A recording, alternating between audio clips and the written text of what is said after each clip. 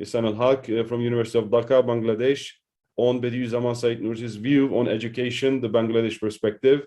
And the final presentation will be by Hafiz Mustafa Riza Ahmed from University of Dhaka, Bangladesh, on the impact of the Risale-i-Nur on humans' lives, the Bangladesh perspective. So without further ado, I want to give the floor to brothers Wafi Fodey Sharif and Adam Yusuf Adam for their presentation. The floor is yours. You have 15 minutes. Please try to stick with it. And let's leave some space for the questions as well, please. Very much. So go on. Assalamu alaikum, everyone. Can you hear me? Wa alaikum salam wa rahmatullah. Yes, clear, please. As it has been introduced, our topic dwells on the title and assessment of the Nursi's perspective on the role of faith in building a socio-economic balance in the 21st century. I cannot be able to share my screen. I don't know why. While I'm presenting, we will be able to upload it so that you can see Brother Adam, PowerPoint it can be related to connection quality. If you cannot just do it verbally, please. You can just check for yourself the presentation. But if you cannot share it, most probably you won't be able to do it. You can just continue verbally, please. Can I continue?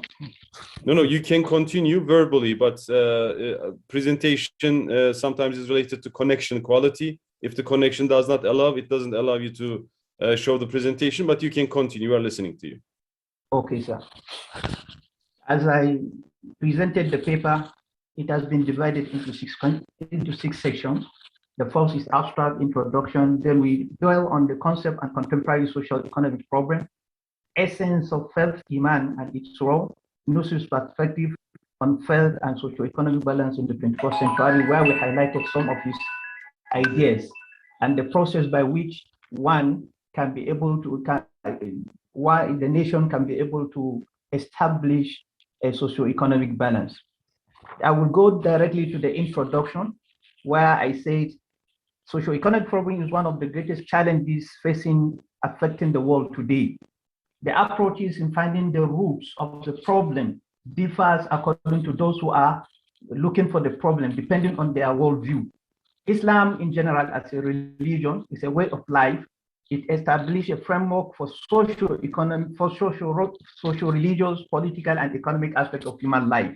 The right, it states in Islam there is a general rule which says that everyone is free to establish trade and make wealth so much as he likes, but the society itself has a right.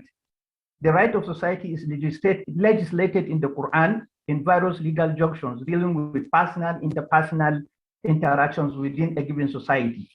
The basis from which the Islamic religious philosophy can effectively work stems from the one's conviction and submissiveness to Allah's existence and sublimity of his legislation, that is faith, otherwise known as Iman. It is on this basis that Bediuzzaman Said Nursi expound his ideas on the socio-economic balance. Then talking about this, Bediuzzaman Said Nursi, his ideas on the faith for socio-economic balance, I started by giving a brief biography of the Bediuzzaman Said Nursi, where we said he was Turkish, born in the eastern part of the country and lived between 1877 to 1960. He was a renowned Muslim thinker and religious teacher whose religious educational background shaped his worldview and ideas on the meaning and belief of the universe. To perfectly express his idea and thought on human life, universe, and the ideas, he put in his Magmun of us, that is Risale-i-Nur, the core objective of religion of Islam and affirmation of the truth of the Quran and protecting and strengthening one's faith. Thus, to build a socio-economic balance, Nursi believes that the following strategies must be ensured. First, Nursi believes that for one to establish a socio-economic balance, there has to be a strategy, which we highlighted. So we are now going to give a summary of the highlight. Once we said the faith, Nursi believed that the foundation for establishing a socio-economic balance, that one has to have a faith. The strategy of Iman, according to Nursi, should be solid so that it cannot be watershed by modernity, naturalistic science and philosophy. We know in many pages and many passages of the Rasail Nursi debunked the ideas of such naturalistic science and modernity. Faith does not start and end with declaration of the kalima. By saying La ilaha illallah does not mean that you have an iman. Rather, it is a journey for strengthening faith and driving knowledge out of the world. That Nursi believes that in everything you can drive a knowledge, that as he presented and demonstrated in his practical lives and ideas. Abandoning faith could quickly turn a person to unbelief, not just being a nominal Muslim, you will become an unbelief, which leads to meaningless and materialistic life, as we see in some other part of the world. Second idea that can help in establishing a socio-economic balance is knowledge, which Nursi called Iman al-Tahqiqi. The second strategy in ensuring socio-economic balance, according to Nursi, is knowledge. It makes a person to gain the position of esteemness and progress in this world and in the hereafter. Knowledge makes a person to behave ethically, truthfully, and sincerely through avoiding corruption in the investment of social capital and market transactions. Thus, Nursi sees this foundational base of belief as the seed that gives fruits of pleasure, and liken it with tuba tree of paradise, while unbelief is like of the comb tree of health. Then we are moving to the third idea of Nursi that can help in establishing socio-economic balance, where he called al-amana, which he explained under the human responsibility and accountability. Nursi maintains that the third base of socio-economic balance for modern society depends on the proper understanding of human responsibility in form of al-amana. Those we have cited various verses of the Quran, particularly the verse, the Quran chapter 33, verse 72, where Allah says, "Indeed, we offer the trust to the heavens and the earth and the mountains, and they decline to bear it and fear it. But man undertook to bear it. Indeed, he was unjust and ignorant." It is we human beings who chose to have the trust of responsibility, but along the way, we often remove ourselves, divorce ourselves from this responsibility. That is why social imbalance, socio-economic imbalance is being created in our society. But if we imbibe such trust, definitely social imbalance will be established. It is for leadership role, according to Nursi, that God honored mankind with all propensities that he enjoys today. The positions we occupy today, the wealth we enjoy, the life we are living, these are to tell us that we have responsibility. So each and every human being should live by the standard of living that he is getting and enjoying. Therefore, it is upon world leaders and their subjects to know that developing socio-economic balance requires efforts in sincerity, because Allah will never change condition of a nation unless that nation is ready to do that. Thus, the Quran 13 verse 11 also says, "Verily Allah will not change the good condition of a people as long as they do not change their state of goodness themselves." Then moving to the fourth point that can help in establishing socio-economic balance is self-restraint and examination for accountability. Nursi says that self-restraint and self-examination should be imbibed and applied in one's life, that each and every person should be accountable of his action. This is what we call self-restraint. It is not everything that you desire to do that you engage into it. But as a human being, you have to see the consequences and implications of your action, how your action will affect others. Failure to do that, that is why a socio-economic balance is being created in our society. But I did to retrace back, and then we have self-examination, self-restraint, definitely there will be what? There will be a socio-economic balance. The appearance of socio-economic inequalities in the world today has produced among people sufferings that only a faithful person could remind himself and adjust his behavior. As a believer, as a one who trained in the school of Nursi, that everything should be a knowledge to him. When you look at people are suffering, then you retrieve back and see how my actions affect such person, how my intentions affect such person. By doing this, definitely you will retrieve back. And if you retrieve back, social imbalance, socio-economic imbalance will be created. Then he continued to say, therefore, a believer as a transparent and accountable in all his actions, because as a believer, you have to believe in this life or in a life after, you will be made to account of your actions. Therefore, for you to account good deeds, definitely you have to make your actions not effective negatively to others. Therefore, a believer is a transparent and accountable in all his actions, as he holds tightly the tenets of belief. That tenets of belief, it is what puts a person within a confined actions that he cannot be able to harm others, which are explicitly communicated to him by the Quran or by the truth of Quran and the truth of reality of life. Thus, self-social redress with transparency and accountability is seen by Nursi as the best thing man can do to create the desired socio-economic balance required for human social existence in the 21st century. Then moving to the fifth point, socio-economic balance can be established through the compliance of Sharia. Nursi holds that Sharia, that is Islamic law, or the principles of Islamic law, are the most beneficial remedies to the multifaceted human socio-economic crisis, which has caused sickness, disturbances of the mind, and turbulences of the heart created by social imbalance. On this, Nursi criticized classic and modern economic theorists and considered their ideas weak and inconsistent because they cannot solve the socio-economic crisis facing the world today. Yes, that the world is being delved into a problem. Why? Because we are being far away from the reality of the truth of the Quran and the reality of the truth of the reality of life. Therefore, Nursi is drawing us back to the truth of the Quran and to the truth of the reality. When you look at yourself, you look at your surroundings, definitely there is need for readdress. Yet, have they considered the Quran? That is the theory, Western economic theories.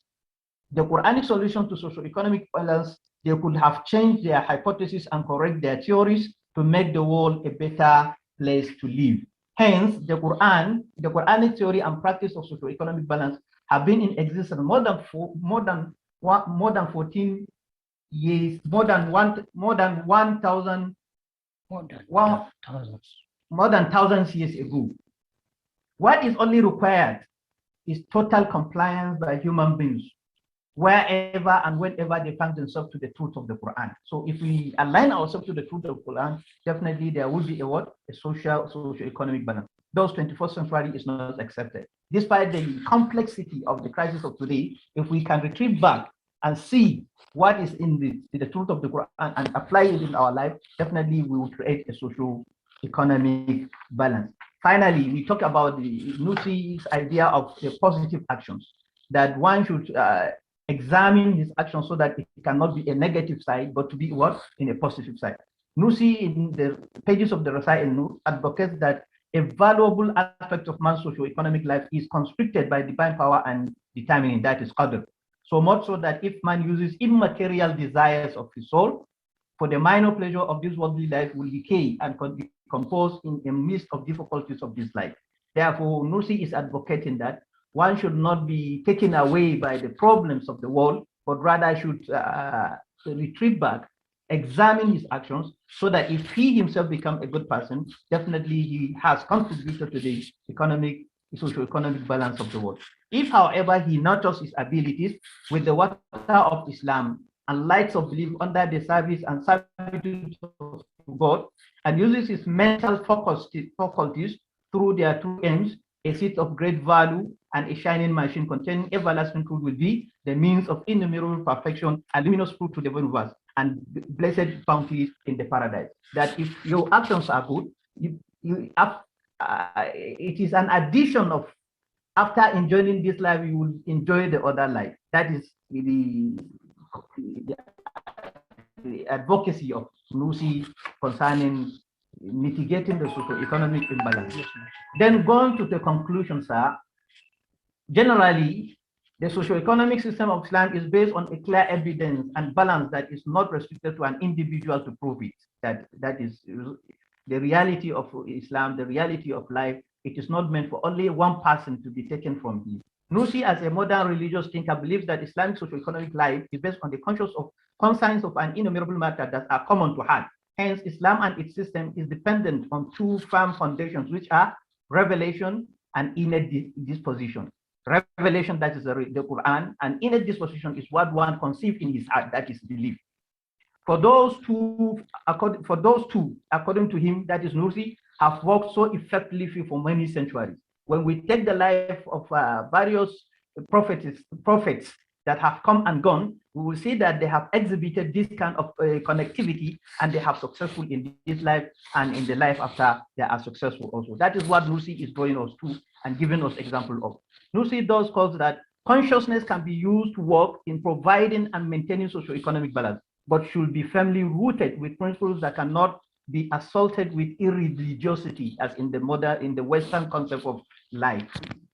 Finally, he that is Nursi, argues that the essential of religion and the incontestable matters of Sharia are present in the heart to make human beings consciously reminded about God's reality, so that they could always allow to apply them in their day-to-day meanings to realize perfect balance and regular sequence that conform with the principles of the innate of things and unity of God. That is, the Sharia is always reminding us the existence of God, that whenever you want to do something, then you remember what the divine message is telling you. When you do according to the divine message, then that instantly it is reminding you about the existence of God.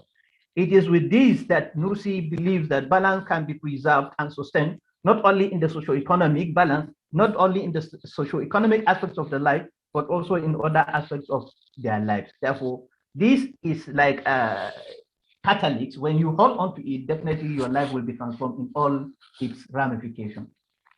I think with this, I come to the end of my presentation. Thank you for listening. Wassalamu alaikum wa rahmatullah. Wa alaikum salam wa rahmatullah. So we thank Brother Adam and Rafi for the great presentation. I took my notes, and if you have taken your notes, we can, ask our questions in the end of the session, inshallah.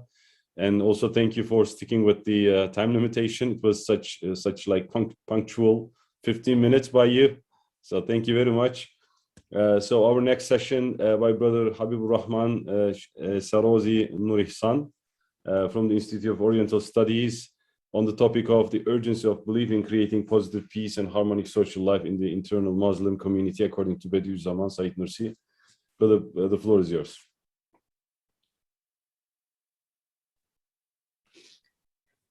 Okay, thank you very much, Professor Ahmed Sibashi. Dear my colleagues, Dr.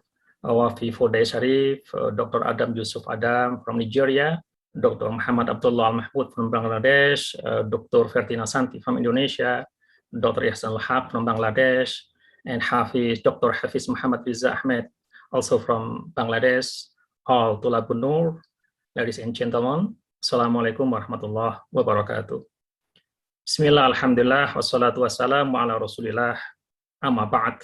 I am Habibur Rahman El-Sirazi, or Habibur Rahman Sirazi Nur-Ihsan. I'm from Indonesia, and right now I am a student at the Institute of Oriental Studies in Leipzig University, Germany.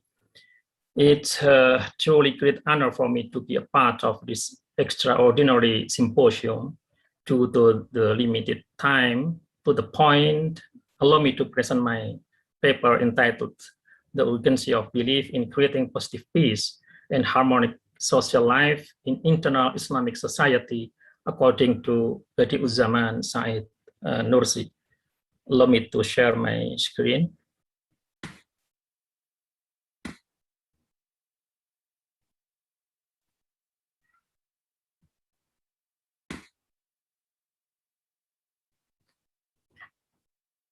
I will try to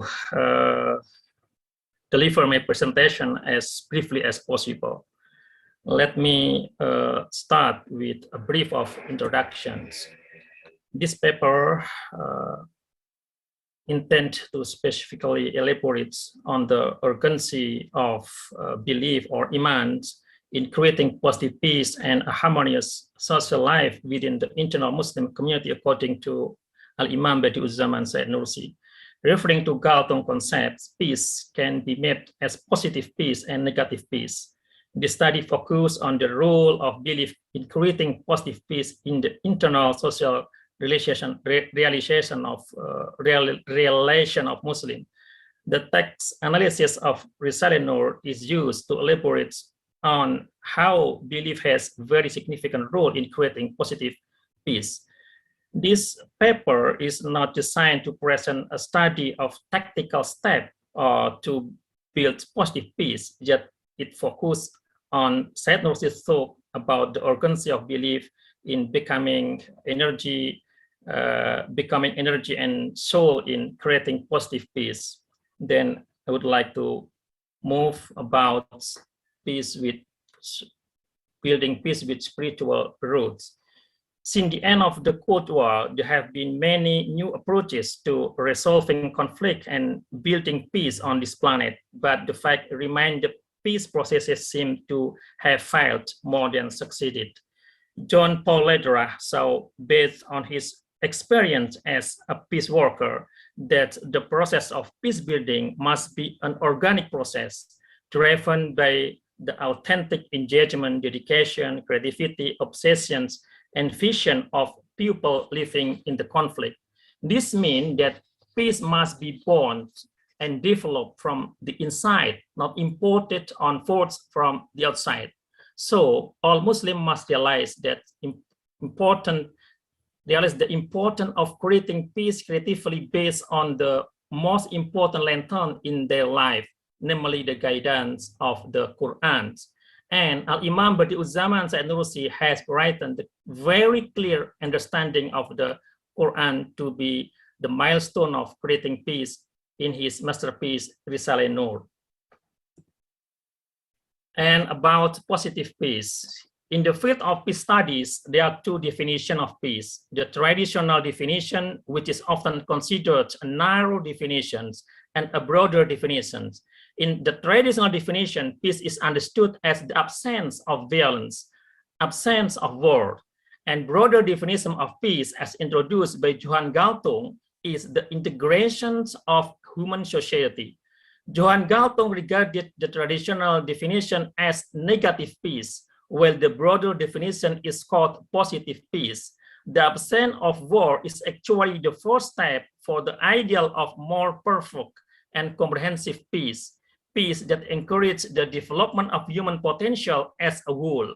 This is positive peace, peace that includes all aspects of a good society, such as the preservation of universal rights, ecological welfare, social justice, solidarity, mutual respect, harmonious life, and so on.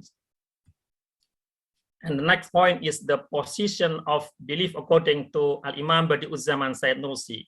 Anyone who reads Bediuzzaman Said Nursi's Risalah attentively will find that the discussion of belief takes the biggest portions. Belief is the center of attention, the footing, and the beginning, as well as the goal. It was the spirit belief to mankind that Risalah was written, as well as to defend it from those who wanted to extinguish its light. Nursi himself said, "Indeed, my duty is to be faithful to belief." I jump to next point. Belief as a foundation in creating positive peace among internal Muslims, according to Said Nursi.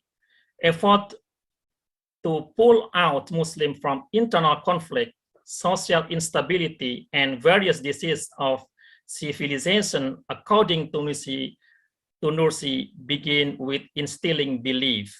According to Imam Said Nursi, belief is a holy medicine for all diseases.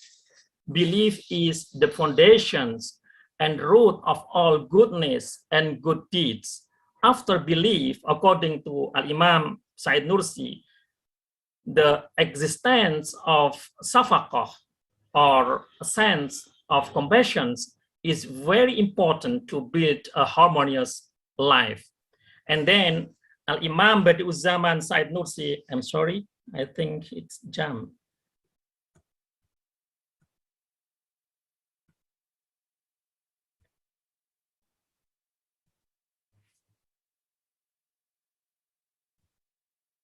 Okay. According to Al-Imam Bediuzzaman Said Nursi, after belief, Nursi necessitates the existence of shafaqah, a sense of compassion to build a harmonious life. Al-Imam Said Nursi also invited Muslims to strengthen the ties of brotherhood or ukhuwah. Brotherhood is a manifestation of belief, and enmity is sinful. And the very important the study is the concept of positive peace in the Damascus sermon. As we know, while visiting Damascus in 1911, Al-Imam Bediuzzaman Said Nursi delivered a sermon in Arabic at the historic Umayyad Mosque in order to fulfill the requests of the religious authorities there. The sermon is later known as the Damascus sermon or Al-Khutbah Ash-Shamiyah. Even though Al-Imam Bediuzzaman Said Nursi mainly focuses on diseases infected Muslims and their cures, a closer examination will show that there is a positive peace concept tucked away in the sermon the Muslim community should be more concerned about. One of the interesting parts to learn in the sermon was when Al-Imam Bediuzzaman Said Nursi heard the belief that the ulama, Muslim clerics, and Muslim leaders at that time could not let go of their laziness, which lead to the suffering of thousands to millions Muslims. The behavior of not using the devoting energy and potential to be fools by Nursi is considered a crime. When compared to the context of Galtung positive peace concept, Nursi's way of thinking precedes Galtung's way of thinking in terms of expanding the definitions of violence. According to Galtung, violence occurs when human beings are being influenced, show what their actual somatic and mental realization are below their potential realization.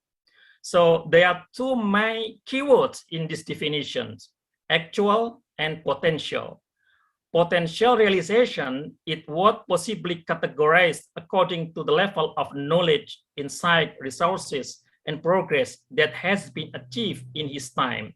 Violence or crime occur when the potential realization is below actual realization. An example given by Galtung was if someone died in the 16th century because of tuberculosis, it could not be considered as the act of violence.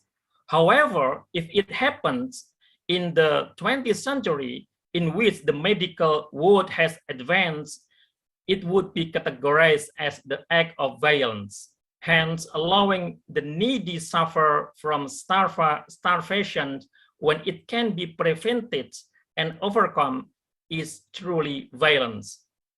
It automatically means allowing the Islamic world fall apart and millions of Muslims suffer without any effort made by the scholars, made by ulama and leader of Muslim world to deal with the issue is also categorized as violence and become a crime.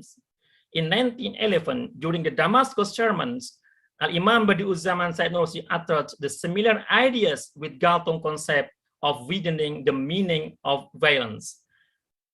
Al-Imam Bediuzzaman Said Nursi cites, "Oh brothers who are listening to the words of mine here in the Umayyad Mosque, and all Muslim brothers in the mosque of the words of Islam 40 and 50 years later, do not make apologies, saying we do not harm, but neither do we have the power to do anything beneficial. Therefore, we are excused. Such an apology is not acceptable. Your laziness and saying, what is it to me? And you're displaying no effort and not getting into the working spirit through Islamic unity and through Islamic brotherhood have done much damage and are an injustice to you." The speech was delivered in front of an estimated 10,000 listeners and the Umayyad Mosque of Damascus, in which hundreds of whom were eminent ulama and scholars. It is obvious that Al-Imam Bediuzzaman Said Nursi encouraged them to effort their best potential, not to be lazy and not to ignore the problem of Islamic world. If constant idleness is the causes of millions of Muslims to suffer, then according Galtung concepts, the Muslim leader have committed violence. This is due to the reason that if they were to devote their best potential in the full capacity, then thousands and even millions of Muslims would not suffer. Should the scholar and leader of the Islamic world devote all their potential to create unity in Islamic world, then violent conflict can be prevented from happening. And finally, the conclusions. The study concludes that strengthening belief and creating peace among Muslim communities in particular and throughout the world in general are Nursi's main intentions. Risalah Nur was written for this objective. Risalah Nur, on the other hand, specifically accommodate the concept of positive peace. According to Risalah Nur, belief and compassion in the main concern in creating positive peace and harmonious social life among Muslims internally. The essence of belief requires unity, brotherhood, and a life of inner and outer peace. Belief is the principle for maintaining sincerity, brotherhood, love, and social justice, which is the spirit of appreciating positive peace in life. Belief is no doubt the cure for all illness and the light for all good virtue for mankind. The fact that Syed Nursi has preluded Galtung thinking about the expanding of the meaning of violence related to actual and potential awareness has also been found in this study. I think that's all I can say, and thank you very much for your kind attention. Thank you very much, Brother Habib Rahman. It was such a beneficial presentation. I took my notes, and thank you very much for the great presentation as well. So our next speaker, let me check if Brother Abdullah is with us so far, but I think no. Okay, so I'll leave the stage to you, Brother Ihsan al-Haq. So the subject of Ihsan al-Haq will be Bediuzzaman Said Nursi's views on education, the Bangladesh perspective. And then once Sister Fartiana or Mr. Abdullah comes back, we can have the next presentation with them. Please take the stage, Brother Ihsan al-Haq. You're muted. You're muted. You're muted. Brother Ihsan al-Haq, you're muted. Can you unmute, please? Can you unmute from Zoom, please? Yeah. Yes, thank you. Yes. Can you hear me? Can you hear me? Yes, we can hear you right now. Assalamu alaikum wa rahmatullahi wa barakatuh. Wa alaikum salam. Honorable President and other participants and the viewers, thanks a lot. I feel proud to participate in the conference virtually. I am beginning my article. The title of the article, Bediuzzaman Said Nursi's Views on Education, the Bangladesh Perspective. Abstract.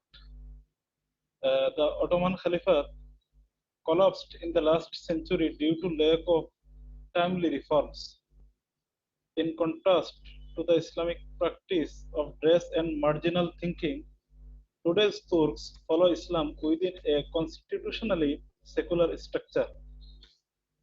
Bediuzzaman Said Nursi, a leading Islamic scholar and visionary Muslim thinker, played a vital role as the main protagonist behind the scene.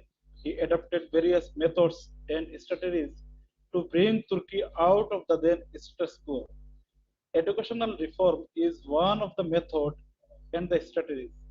Bangladesh is a Muslim majority country which faces various problems, including the problem in education system. There are two streams of education. The general education represents secularism While madrasa education represents Islamic education, the general education fails to build practicing Muslims. While the madrasa education can't cope with the modern challenges, however, the madrasa education can't reduce the gap among religious groups. Nursi's thought on education combined religious education with modern scientific education. The main objective of this article is to find out solutions over educational problems in Bangladesh in light of Said Nursi and his thought revealed in Risala Nur. The article analyzed the educational model of the great Islamic scholar, his religious subjects. The article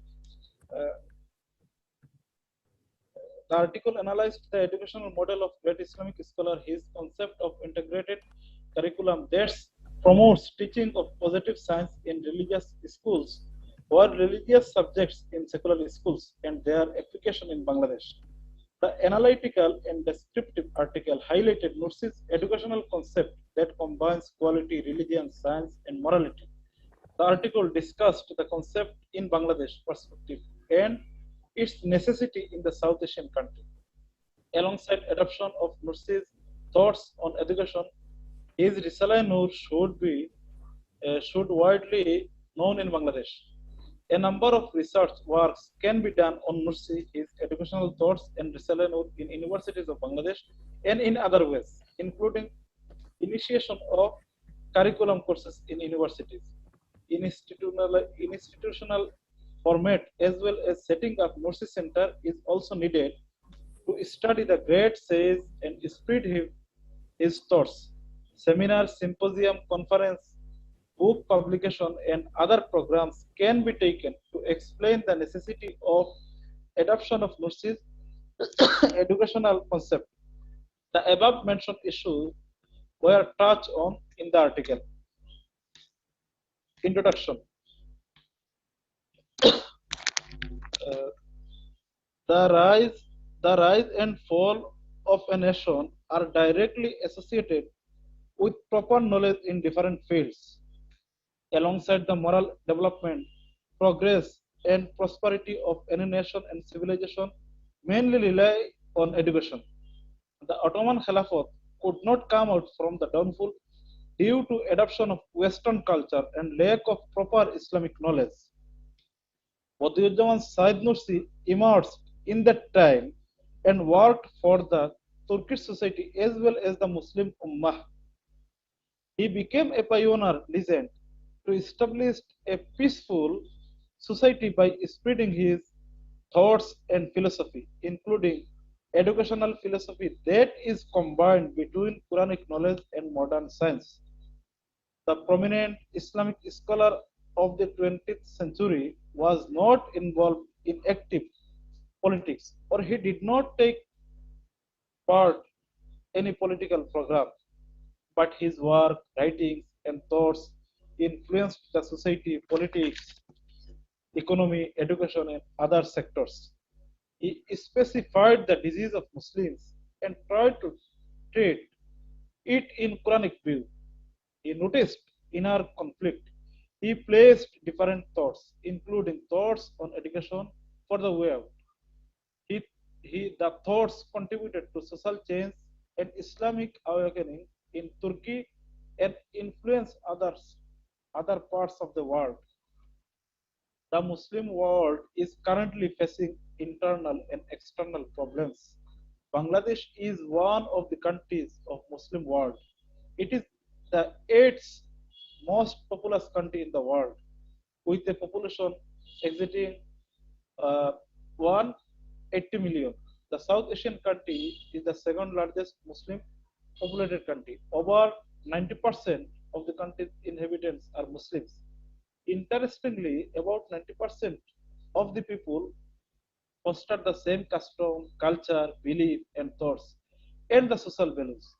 The people live within a territory with the same geographical location and weather.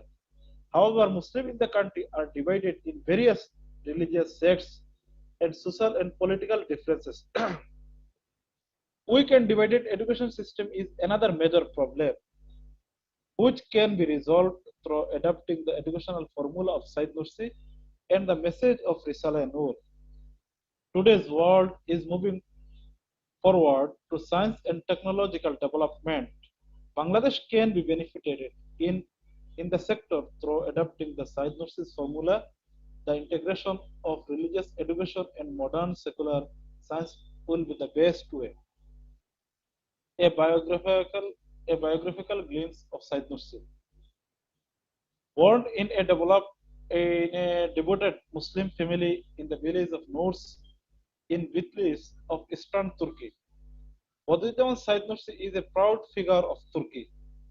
His father Sufi Mirza and mother Nuria were very honest and pious Muslims. Said Nursi commented about them, quote, I learned humility from my mother and I learned rules and devotion from my father. The Turkish hero became familiar as Bediuzzaman, which means wonder of the age, for his astonished merit. He began his education in a madrasa at the age of 9 and completed formal education at the age of 14. During his formal education life, he continued his education through his own efforts, filling with amazement even his teachers, and his exceptional intelligence assisted him in mastering many different sciences. Later, he studied various branches of knowledge alongside the Quran, Hadith, and Islamic jurisprudence.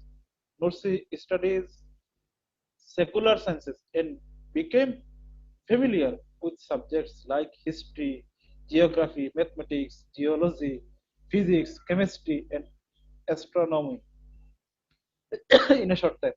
As a result of photographic memory, Nursi memorized the Quran by the heart and the most important Arabic dictionaries and several treatises on Islamic law. After finishing formal education, Said Nursi visited a number of places. His reputation was increasing in his young age. Due to his fame, he was invited by the governor of Behan and began to reside there. He took full advantage of the governor's library and studied various issues, including science. He had tried to establish a university, namely Madrasa al-Zahra in Ben. He could not establish the university because of First World War. He, however, took part in the war and was detained by the Russian forces. He languished in jail as a war captive. After 2 years, he escaped in jail. He divided his life into two periods. One is old side and another is new side. He was old side during the final decades of the Ottoman Caliphate. Prior to its collapse, Said Nursi joined debates over how to save the 1,600-year-old Caliphate and restore its power. However, Ottomans, who until this time has always been ahead, did not perceive this backwardness. Against this backdrop, Said Nursi put forward many original solutions, most of which were in the field of education. He was a firm believer in science and modernization in the light of Quran, and he placed his thought on the issue. Nursi emerged as new Said during the transition of Turkey from Caliphate to Republic. In the second period of his life, he wrote the most remarkable work, Risala Noor. Political unrest gripped Turkey at the onset of 20th century. As a result, about 22 governments were formed in that country from 1908 to 1918, and none of them lasted even 5 months on average. Said Nursi was not unaware about the circumstance of his times and offered solution for the country's problems. In his writings and speeches, he discusses the downfall of Ottoman Caliphate and points out the ways to overcome it. He suffered the most while facing the biggest challenges of holding Islam in Turkey. In 1909, Said Nursi faced trial for reported Ottoman countercoup. He was acquitted later. He refused Mustafa Kemal Atatürk's proposal for being minister. Said Nursi lived much of his life in prison and exile. He supported Adnan Menderes, but the support did not stop him from criticizing the ruling party. The great Islamic scholar composed the Risale Nur aiming to establish link between the Quran and the natural world. Many people consider it as tafsir of the Quran, but it is not a traditional tafsir book. Writing work of the immoral authorship began while Said Nursi was in exile in Barla of Sparta under very strict watch. From 1925 to 1933, during 8 years of his exile there, he wrote two-thirds of Risale Nur. His frequent arrest and exile did not stop him from continuing his interpretation of the Quran. In the last decade of his life, Said Nursi settled in Sparta city. In 1956, his written books were allowed for print. The books were collected under the name Risale Nur.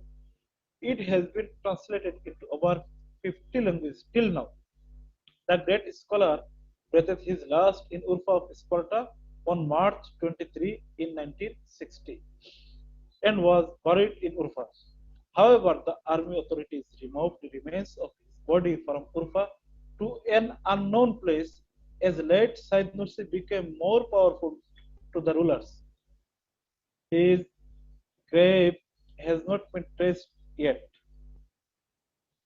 A brief discussion on Risale Nur. After Mustafa Kemal Atatürk's coming to power, Said Nursi realized that Turkey was going to be a secular state.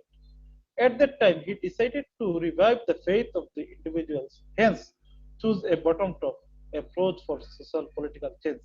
He stayed in Ankara to convince Mustafa Kemal Atatürk. Later, in the changed situation, he emphasized on Iman and development of ethical and spiritual strength. The philosopher emphasized on belief, saying that man's true happiness and progress could be achieved through adoption of new forms of education and theology. He fostered all his energies to foster a culture of belief and hold the Islam. His approach towards social change instead of politics was very much different. Said Nursi states, quote, belief is necessary, Islam is necessary, this is not the age of Sufism, unquote. When the teaching of Islam was prohibited and Turkey was facing very unfavorable conditions, at that time, the Risale Nur was most effective in this condition in teaching both the theoretical and practical aspects of Islam. Bediuzzaman Said Nursi worked to establish an Islamic community following the pattern of the model society of the Prophet Hazrat Muhammad Sallallahu Alaihi Wasallam. His approach, thoughts, and philosophy were reflected in Risale Nur. It is the most influential and major work of the Turkish hero. Nursi himself described the work as the fruit of his lifelong study and research. He stated that the Risale Nur belongs to the Quran. He illustrated the message of Quran through a distinct approach in his magnum opus. The topics which were included in the Risale Nur are very diversified and inclusive. The most renowned and outstanding book, Risale Nur, is among the most read after the Holy Quran and Hadith in the Muslim world. In his immortal work, Said Nursi showed that there is no conflict between religion and science. He had shown that Muslims were suffering from psychological instability. He worked for a way out, and Risale Nur was written from this view. The authorship played a vital role to face attack on Islam and influence of his communism in the last century. Said Nursi placed solution in the changed situation after analyzing the rise of Western secularism. And Brother Ihsan al-Haq, you have 3 minutes left. So if you want to wrap up, just for your information, you have 3 minutes left. I can go. I can escape some points. Please, you have 3 minutes left. Yes, thank you, please.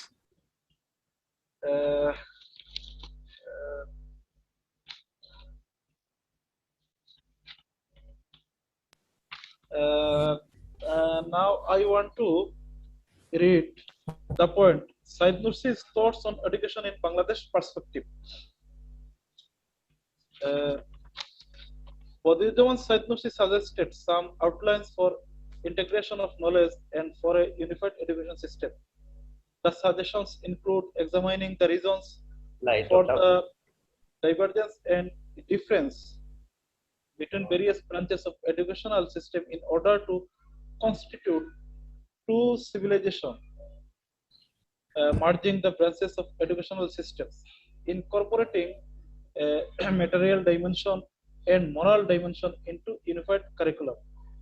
Evaluation of Islam as the proper guide of the science and the father of all true knowledge in order to make closer ulama, Islamic scholars with Europeans who believe that there is a clash and contradiction between Islam and science. These suggestions are also useful for Bangladesh as the country's education system is also divided, while there is a lack of moral values in the education system. However, Nursi placed suggestion for Muslim Ummah, while the Muslim community of Bangladesh is a part of Muslim Ummah. Now I want to read solution in Bangladesh perspective in Said Nursi's views. Problems in the education system of Bangladesh need to be identified, aiming to help improve the quality of education. Students studying in different systems don't have widely divergent views and standards. It is a major problem. The lack of an integrated curriculum is the bane in the education sector, while the lack of coordination between the religious education system and general education system is blamed for the incompetency. Nursi's formula of unified education system, which makes coordination among all streams of education system, may be a perfect solution for the web. His concept of integrated curriculum based on his educational model, that is Madrasa al-Zahra, can play a vital role to overcome the educational problem in Bangladesh. The Madrasa education system of Bangladesh can be benefited following the concept of Nursi, as he was in favor of democratization and diversification of the Madrasa education so that the rule of division of labor could be applied. Another problem of education system in Bangladesh is the style of teaching. Memorization is still the standard way of learning. Teachers expect their students to memorize a huge amount of data. Courses are not designed to stimulate discussion and analytical thinking. The contemporary research conducted in Bangladesh suggests that there is further need of effective training on inclusive education. But this is not a proper solution. The type of curriculum and teaching method placed by Said Nursi may be more practical to overcome the problem in Bangladesh. His teaching method is directly lecturing method, and he started to teach his students by this method when he was sent to exile in Sparta. Recommendation: Bangladesh problems on various issues, including religious divide of Muslims and educational problems, can be specified in the light of Nursi's philosophy and concept. His philosophy and thoughts on education and the formula should be discussed in detail in the country to overcome the problems. Seminars, symposium, conference, and other programs on education in the views of Said Nursi and application of the formula should be arranged in the country as well as Bangladesh. Bediuzzaman Said Nursi's philosophy on life and society should be discussed, mentioning the reality of his eventful life and activities in the context of Bangladesh. It should also be discussed how the Risale-i Nur influences the society and it is used as a tool for social change, how it can be used in Bangladesh. So it is necessary to introduce Said Nursi, his thoughts on education and his most famous work, Risale-i Nur, in Bangladesh.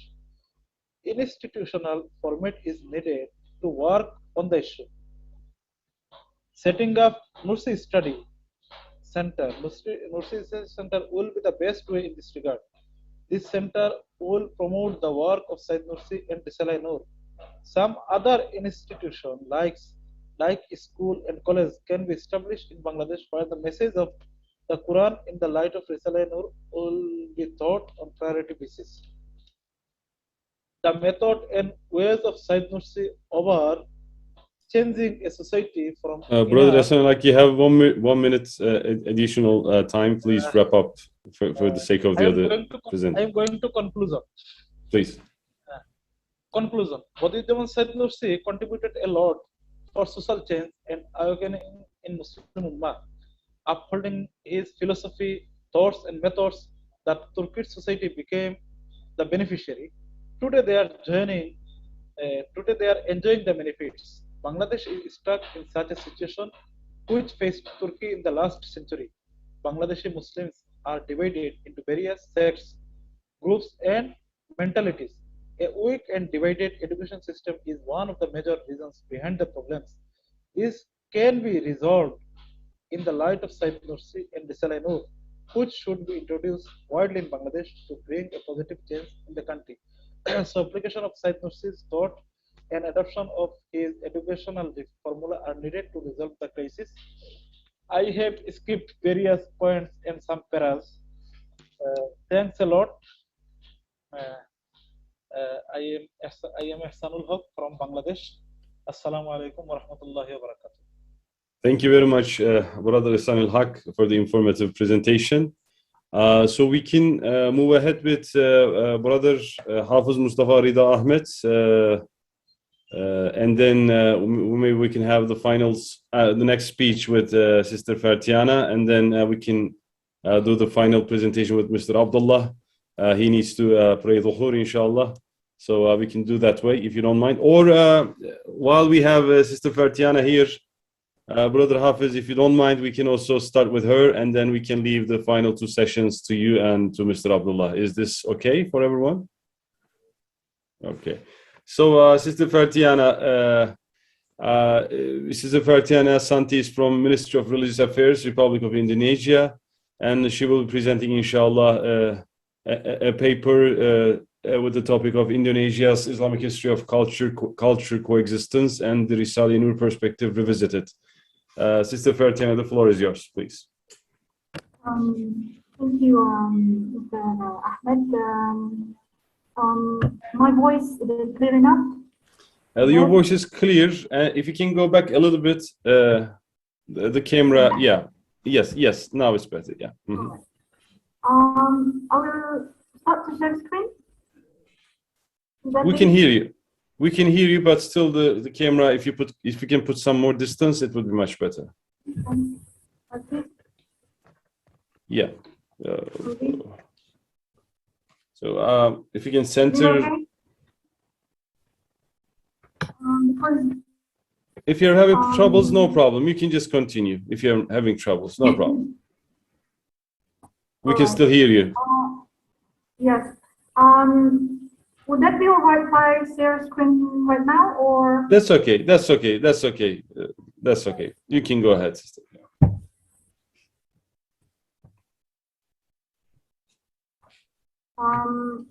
Good afternoon here in Jakarta. Here it is afternoon. Perhaps in Istanbul, still in the morning, or I'm not sure. Perhaps yes, it's morning times. Yeah. Just morning. Good afternoon, ladies and gentlemen, distinguished speakers, my other colleague speakers, moderators, Mr. Ahmed. Good day, everyone.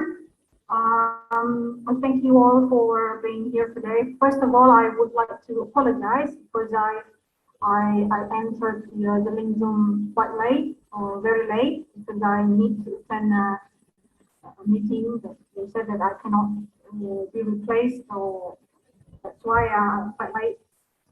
I thank you all for being here today on our 12th International Bediuzzaman Symposium. It was an honor, particularly for me, a privilege to share ideas and perspectives of the magnum opus of the Saleh Noor. Our presentation today is under the subtopic of the role of belief in building the culture of coexistence, examples of the culture of coexistence throughout Islamic history.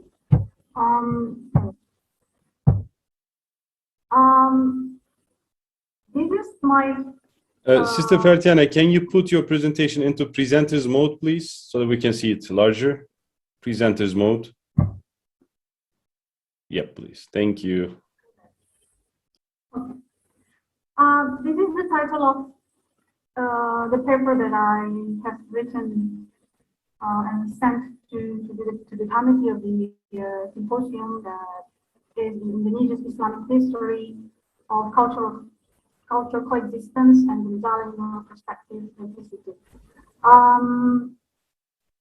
The reason why I choose the topic, or I choose the title, because for the past few centuries, the entrance of Islam in particularly Indonesia has been actually discussed widely by scholars, either in the Western, Eastern, and Muslim world, or from various perspectives. However, apart from debates and discussions that emerge, unlike in the Arabian Peninsula, for example, or other parts of Asia or in Europe, the spread of Islam in Indonesia was not through defense or warfare, but was considered to have gradually propagated by means of trade activities, as well as assimilations of local culture, local wisdom, and ancestral beliefs. Yet the religious uniqueness resulted from the acculturation of the dispersion of religion in terms of symbols and architectures of houses of worship, worship rituals, as well as interaction and characteristic of typical followers may not have been probably considerably explored. So my paper, or my writing, attempts at analyzing the need for establishing a culture of coexistence and peace based on the Bediuzzaman Said approach, as well as providing examples of the culture of coexistence throughout Islamic history of religious practices and discourses in Indonesia, which is, I reckon, relevant and necessary in context. So this is our agenda today. We'll go through the Indonesia's complexities of ethnicities, languages, religions, and faiths. I provide these pictures, many pictures of the characteristics, the various typical physical characteristics of Indonesian people. You know, from west to east, from Aceh to Papua, some would say that the distance from west to east Indonesia is like when you travel from London to Baghdad, and vice versa. So how long the distance is from west to east? I myself, personally, honestly, I haven't visited yet the east side of Indonesia, but I have traveled around the world. Let's mention many countries in Europe, many countries in West Asia or Middle Asia, for example, or Middle East, and so on. But I haven't yet visited the east of Indonesia, unfortunately. Well, this is our typical physical characteristic, and as perhaps you have read my paper, we have, more than, for example, like 714 ethnicities and 718 traditional local languages. And some of these local languages, interestingly, have their different written characters and scripts, like this, for example. So, apart from our Bahasa Indonesia or Indonesian language, which use, like, for example, Latin language, like English, like French, and so on. But also we have some characteristic written scripts of local language. Some of us, or some academicians, some Indonesian academicians also learn the scripts of local languages. Also, this is the theories of the entrance of Islam in archipelago of Indonesia. We have 4 theories that are recognized or well known in Indonesia, for example. But however, prior to Islam becoming the most widely embraced religion by Indonesians, the population of archipelago added to, for example, animism, dynamism, Mongolianism, Saminism, Hinduism, particularly Saivism tradition, Buddhism, and other local traditional ancestral beliefs. But however, the majority of the population was Hindus and Buddhists, as evidenced by the many relics of the largest Hindu and Buddhist temple in the world, exist in Indonesia. So the entrance of Islam in archipelago Indonesia is believed by the Gujarat theory. They believe that Islam was the first kingdom in Indonesia from Samudra Pasai, which came from the Gujarat, some parts in India. And other theory is from the Meccan or Arab theory, supported by many academicians, for example, like Anthony Johns, Arnold, and so on. So they also believe that the Arab merchants had a fairly dominant trading activity in the archipelago. They married indigenous people and then formed a Muslim community and carried out the da'wah. And the third theory is the Persian theory. Some academicians argued that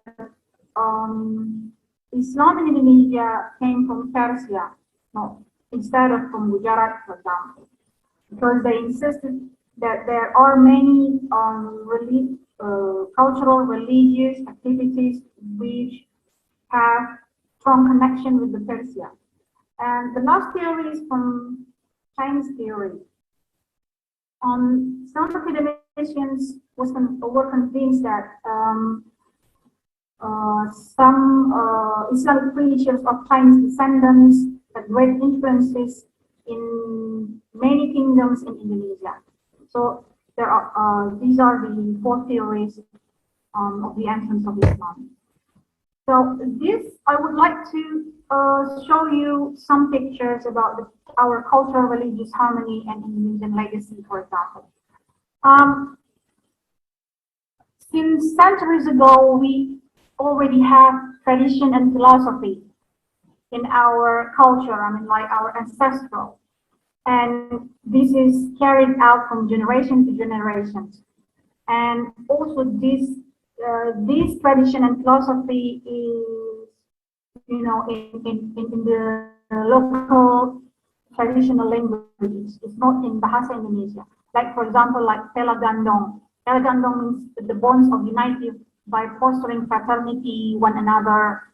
And then Torang Samua Basudara, for example, we are all brothers and sisters. Sito, Timo to support each other and live the life. And then Siro Yo Insun Yo Siro, equality, egalitarianism, and fraternity. And also, for example, like Momosat, we're helping each other, Moto Tadian, Moto Tampian, Moto Tanoban, all are in local languages or traditional languages. And sometimes it is written in local scripts or local written. And this is considered as local genius, or the message of harmony, tolerance, altruism, and peace, as well as seeking a common platform. And you can see here, this is the fact, like from the pictures here, we have in Jawa Tengah, in East, Middle Java, for example, there is a mosque, and the side of the mosque is the Christian church Japanese. This is the view is very common in Indonesia. And also the Istiqlal and Cathedral, we also have, this is near my office, Istiqlal and also Cathedral. And between the Istiqlal and Cathedral, we have some sort of like, what you call an underpass, if you like to say, underpass, and we can pass the way from Istiqlal to Cathedral. Another pictures of cultural religious harmony and Indonesian legacy.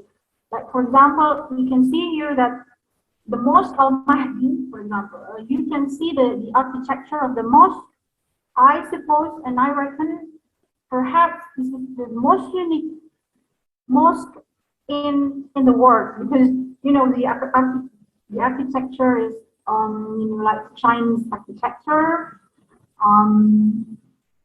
and then also we can see here like there are many worship from many religions which are side by side. That's why I mentioned earlier that this is a common view or common. You can see this side by side worship from religions in Indonesia, in every corner of Indonesia, and also we have a regular gathering from other religious figures. For example, for example, like in some of the religious festive, for example, they invite another religious figures, another religious leaders, for example, to be together and discuss several issues.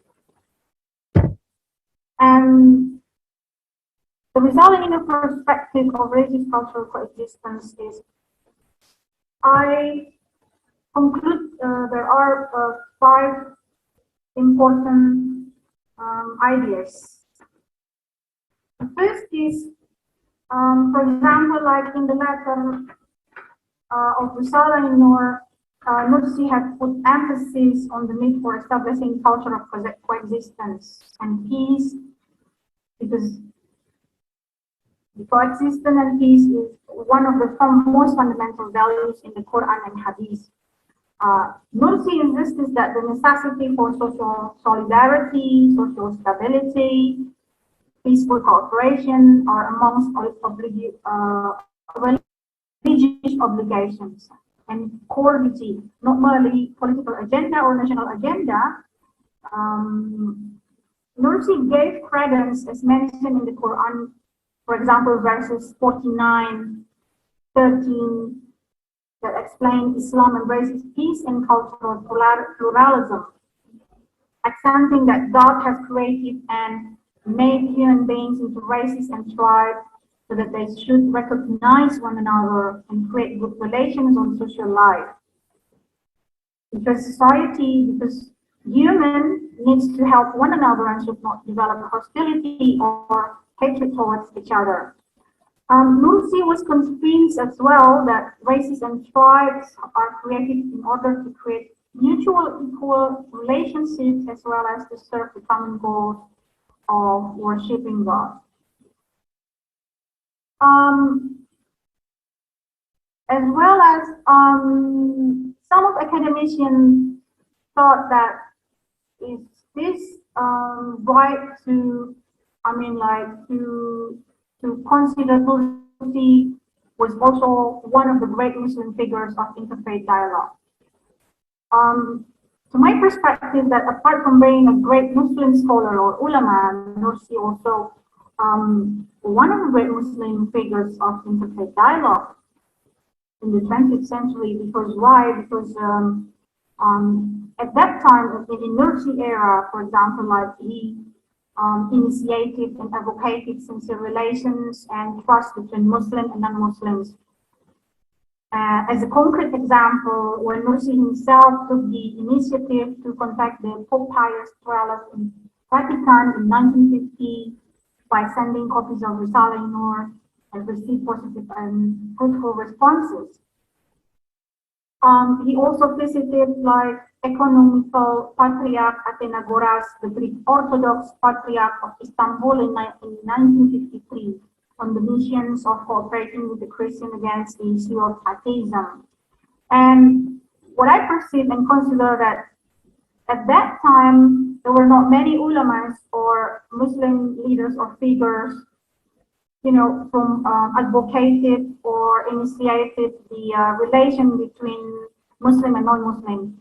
So some academicians would consider that he is one of the great Muslim figures of interfaith dialogue as well. And moreover, he also encouraged tolerance, mutual understanding, and cooperation. And these three, according to him, are other three pivotal prerequisites in cultural, religious coexistence as well. And then the education and religious moderation. Why Nursi put emphasis on the education and religious moderation?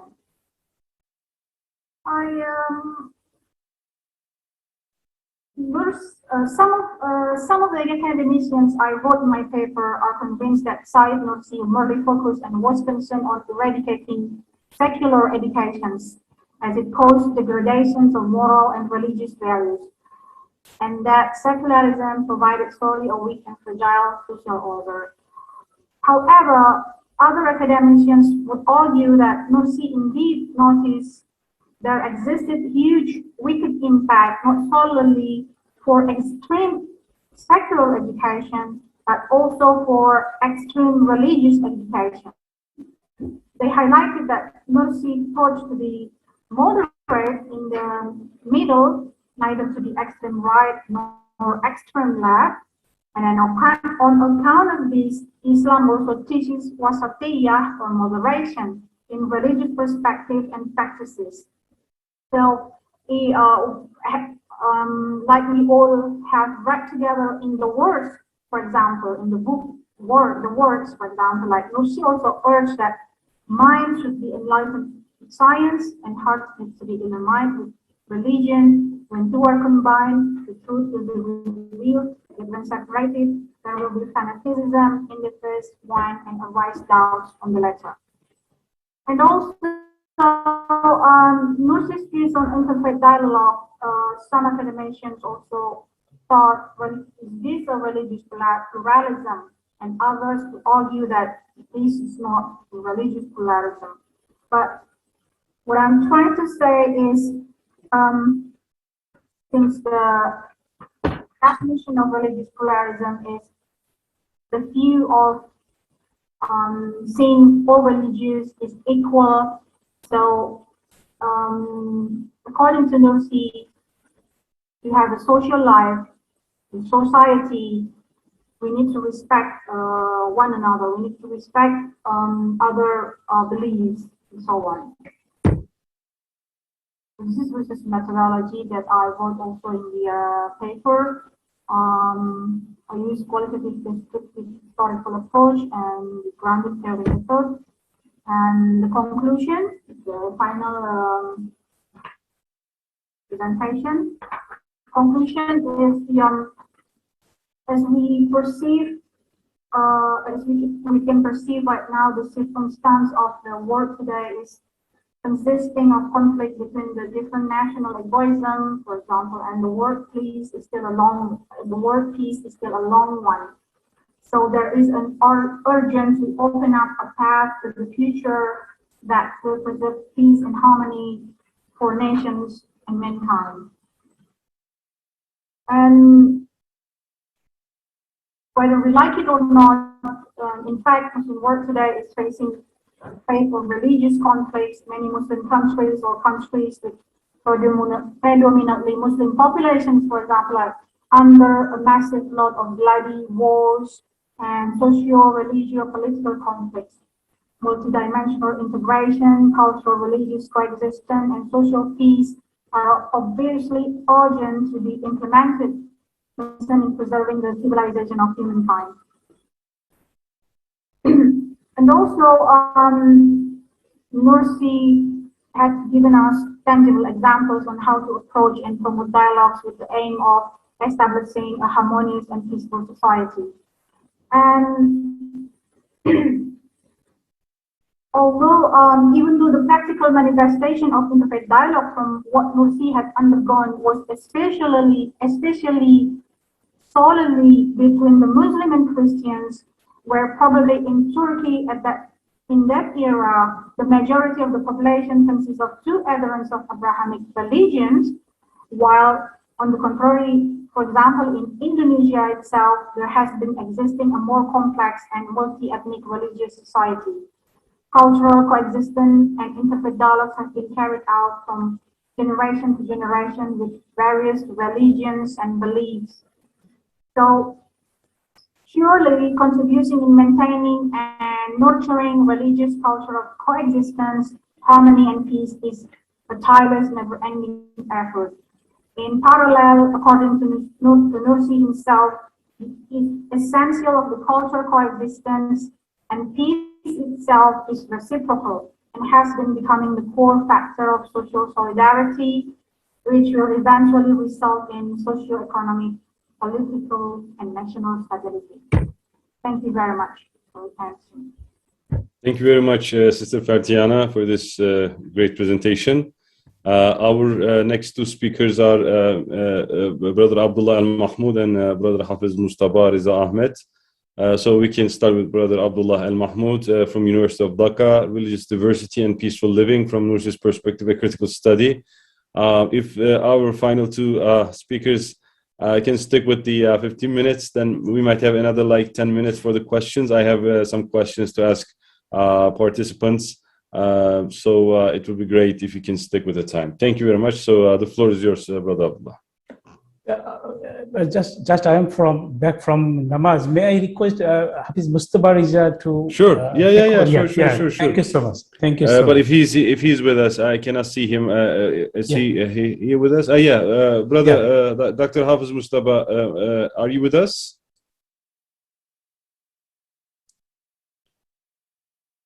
He's on mute. So Dr. Hafiz Mustafa, are you with us? Yes.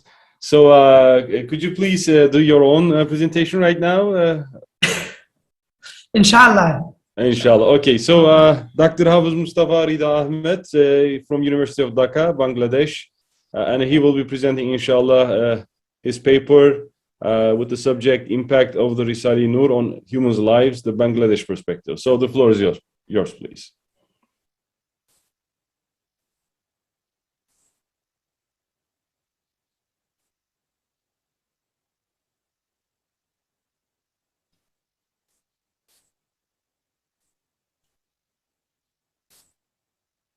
Yes. Assalamu alaikum wa rahmatullahi wa barakatuh.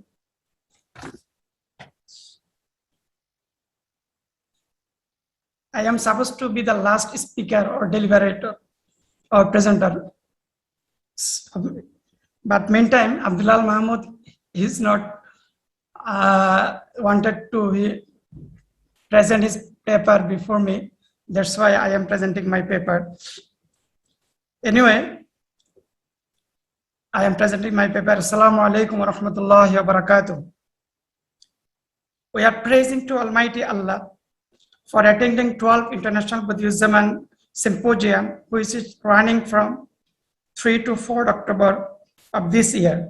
First of all, I'd like to thanks to the chair of this session for Dr. Ahmad Sabasi, and I also thanks to the participant of the session.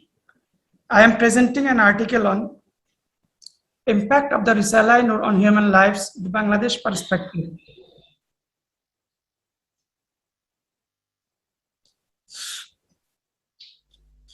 All of the participants of the symposium, especially the chair and the participant of this session, are most aware towards Nursi and his teaching. In spite of this, I am trying from my level best to share something in this regard, perspective Bangladesh as my beloved country. Actually, Bediuzzaman is a name of versatile scholar. He was born in 1877 in the village of Nurs at Hizan in Turkey. Bediuzzaman means the wonder of the age. He changed present Turkey by his thought and philosophy without raft with the government and politics. His main contribution for the nation is the Risalah-i-Nur, which is a miracle book. The method and teachings of this book is capable to change the unrest humanity.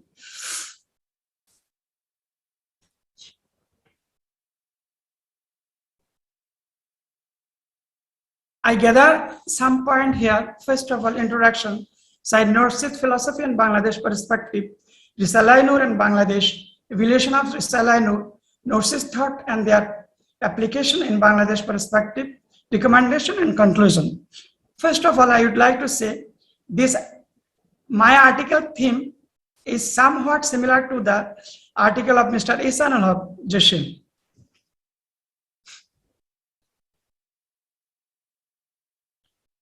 I am not reading abstract because everybody already get this in our program schedule. I am starting from introduction. The Ottoman Caliphate brought its own defeat by adopting Western civilization in the name of modernity and scientific knowledge. After the toppling of Caliphate, religion and morality came to an end from the Islamic society at that time. Bediuzzaman Said Nursi emerged in that society. He kept Islam alive in Turkey by presenting Islamic teaching and the true meaning of the Quran. Before the downfall of the Ottoman Caliphate, Said Nursi explained Islam in a timely manner and warned everyone about the apprehended impact of the Caliphate. Even after the downfall of the Caliphate, Islam didn't disappear from the Turkish society due to active role of this great Islamic thinker. He did not face the government directly. He was a very intellectual man. With his intensity of merit, he realized that the situation created in Turkey couldn't be changed overnight. Said Nursi concentrated on long-term thinking to overcome the situation. As part of his long-term thinking, he composed his immortal creation, Risalah-i-Nur. Said Nursi, however, did not exclude the modernity that the Ottoman Caliphate was on the verge of collapse after its adoption.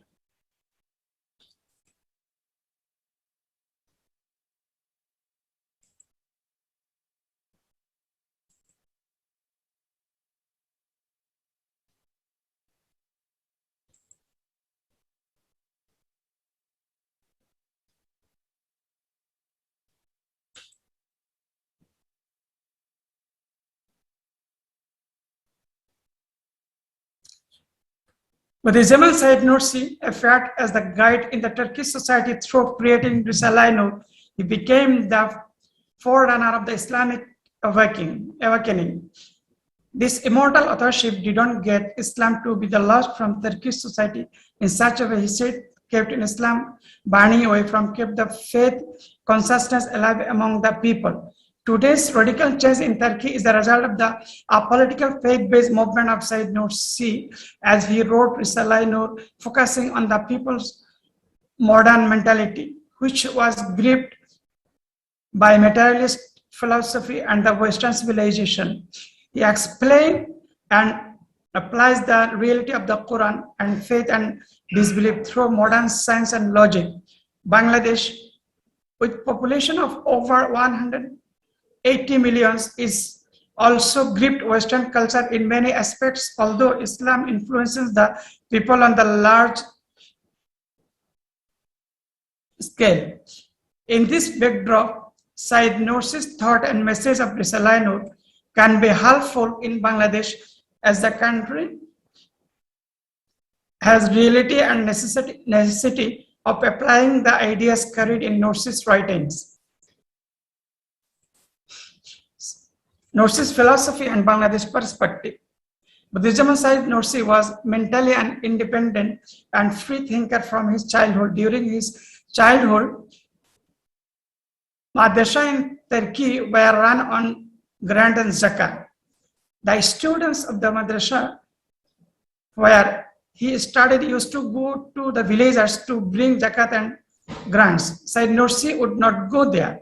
Once he was called by the villagers to receive some organized fund and grants, but he didn't accept it. This is the beginning of Syed Nursi's exceptional nature and independent mind. All his life he was rigid on the principle of not to accepting gift or cooperation from anyone. Such an independent-minded man became known at his young as a faqih, Sufi, intellectual, a Quranic commentator, and a lively warrior. He became a strategist in defending Islam with a philosophical point of view, considering the then situation of Turkey. He was a follower of the philosophy of his predecessors, Jalaluddin Rumi. Alongside a prominent Islamic scholar, Syed Nursi was also an expert on modern science. He had wide knowledge and wide views on various sides of Islam as a doctrine and various problems of the society in his time. As a result,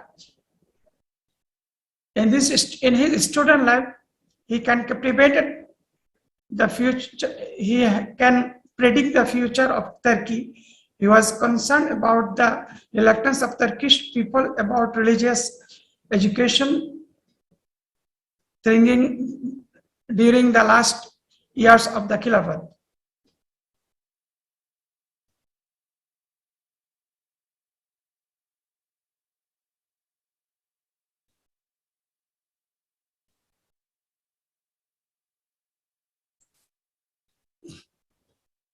Syed Nursi's philosophy about anti-Islamic activities of ruling groups is very relevant in Bangladesh perspective.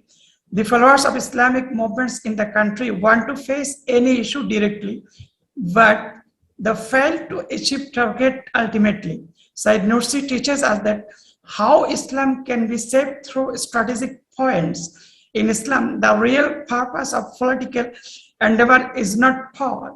The real purpose is to reform the state system in order to get pleasure of Allah and to make the state compatible with the direction of Allah. Compatible with the direction of Allah. Syed Nursi's philosophy was to purify the minds of the people without clashing with the government. The real purpose of this order, in this regard, Allama Taqi Usmani said, Syed Nursi's philosophy was to purify the mind of the people without clashing the government. He had chosen this medium of preaching Islam for a strategic reason. His strategy was appropriate in the context of Turkey at that time. His strategy now can be appropriate in the context of Bangladesh and many other countries. But Bediuzzaman Syed Nursi did not participate in politics directly, but he changed the peace and nature of Turkish politics. He suffered the most while facing the biggest challenges of holding Islam in Turkey.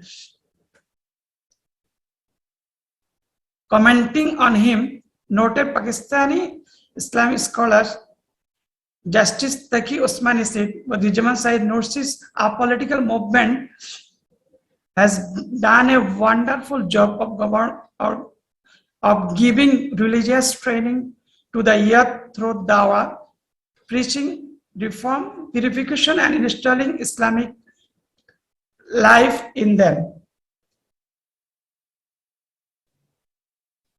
After the Second World War, another turning point came to in the life, philosophy, and outlook of Said Nursi. After this World War, many new nation states emerged in the world. Many Muslim countries also gained independence. Said Nursi at that time envisioned a freedom of the Muslim world as the United Islamic State. The European Union is currently a federation of different countries in Europe. Said Nursi may have imagined something like this. His imagination can be implemented in many countries, including Bangladesh. As a Muslim philosopher, Said Nursi's policy of non-violence is more relevant in the context of Bangladesh than the policies of Mahatma Gandhi and Leo Tolstoy. The work of Gandhi and Tolstoy coincides with Nursi's policy in many places, while it does not match in many other places. Both Leo Tolstoy and Mahatma Gandhi had a great impact in the intellectual history of the 20th century through their ideas of nonviolence. They had imperial experience in the youth and manhood. Their thoughts are equally based on a kind of anti-modernist or anti-modern European sense of values. That is, they attach greater importance to spiritual inner values than to material values, prepare a simple or ascetic life to an abundant or convenient urban life. Risalah Nur and Bangladesh. The Risalah Nur has been defined and described in various ways in regard both to the subject it covers in which it deals with them. It is most frequently described as a Quranic commentary, that means tafsir, and it is various places in the verse itself. The author uses similar expression of describe it. He also called it a kalam work, that is a work of the science of the kalam or theology. Actually, Risalah Nur is a collection of several books that describe Quranic solutions in the light of the needs of the time. Some call Risalah Nur letters of divine light. A Bangladeshi senior journalist commented that just as the moon and the sun are divine lights, Said Nursi has spread the light of truth as well as the light of spiritualism through Risalah Nur, and is still spreading the light. The creation is the culmination of the refinement of thought and the revival of spiritual energy. It changed people from within. I repeat it. The Risalah Nur changed people from within, and the changed people silently changed the society. The devotion of the students and the intellect of the teachers provide an individual and exceptional tafsir for people of the world. So far, Risalah Nur has been translated into about 52 languages. There are multiple collections in English. The complete collection of Risalah Nur has not been published in Bengali so far. Some books have already been translated into Medina Publications, a publication house of Bangladesh. Some books published by Sojourner Publications are also available in the market. At present, Said Nursi and Risalah Nur are being introduced to Bengali-speaking people. Said Nursi's thought and philosophy are gradually influencing many people in Bangladesh.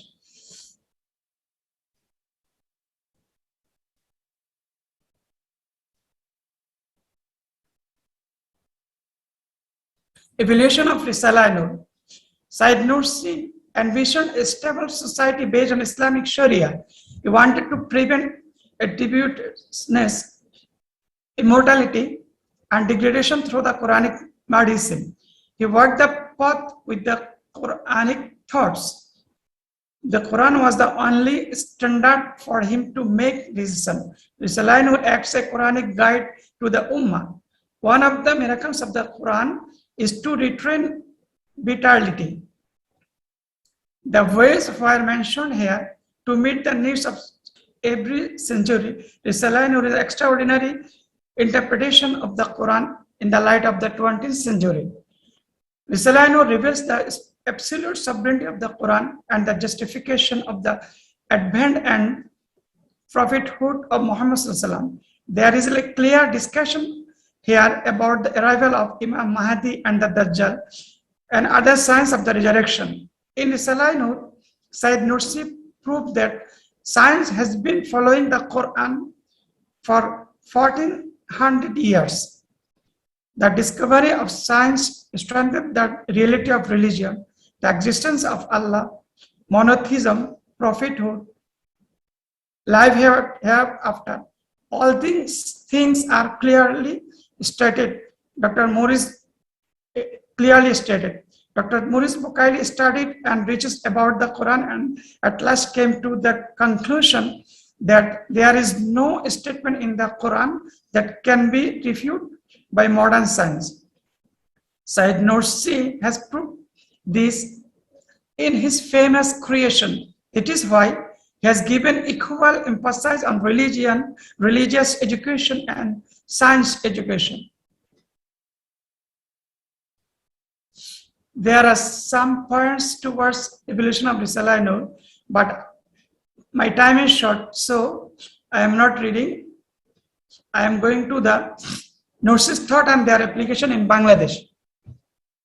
But Bediuzzaman said Nursi. Dr. Hafiz, you have 3 minutes left, just as a warning, so please wrap up accordingly, okay? How many minutes? 3 minutes. 3 minutes left. Okay, fine. Thank you. But Bediuzzaman Said Nursi worked for a changed society through changing minds of people.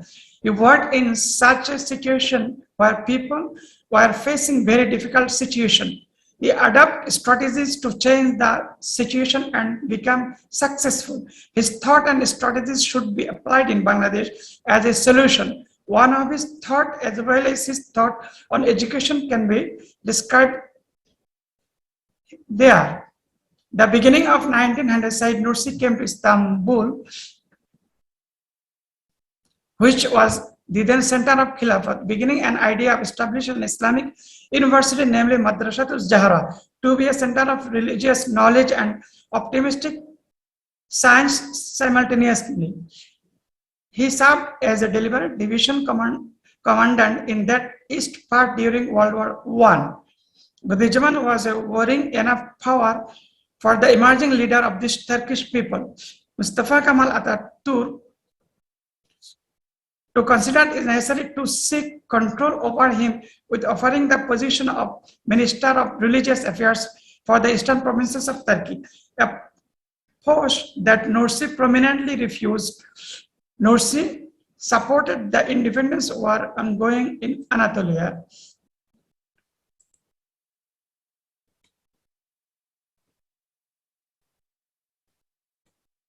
There is no coordination between madrasa and modern education in Bangladesh. Although Islamic knowledge is imparted in madrasa education, there is no curriculum in the madrasa to develop a people competent as a whole. On the other hand, the conventional education system of Bangladesh is able to produce some qualified people, but due to various problems, it is failing to produce fully qualified people and produce good citizens. In this situation, Bediuzzaman Said Nursi's education model is relevant. This article discusses Said Nursi's educational ideas, the education system in Turkey at the time, the current education system in Bangladesh, and the reality and necessity of applying Said Nursi's educational ideas in Bangladesh. Recommendation.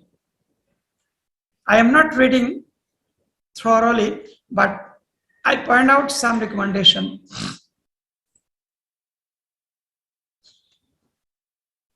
First of all, to promote Nursi's philosophy and education, we have to do to publish and spread Bengali books widely, to open many Nursi study centers, to arrange darses in houses. Darses mean teachings, to introduce courses at several universities and colleges, to develop relations among Nursis studied people of Turkey and other countries, to arrange seminar, symposium, and workshop, to take widespread initiative to extend knowledge of Risalah Nur, to popularize Nursi and Risalah Nur with Bengali-speaking people, not being directly involved in politics and not to go against the government, and to take a step in introduce integrated education system based on religion and science. Conclusion. Lastly, I would like to say Said Nursi is the man behind the beginning of radical change in today's Turkey.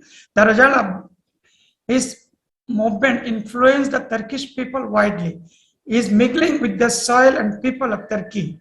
The people of Turkey at this time know what Islam is based on because of Said Nursi.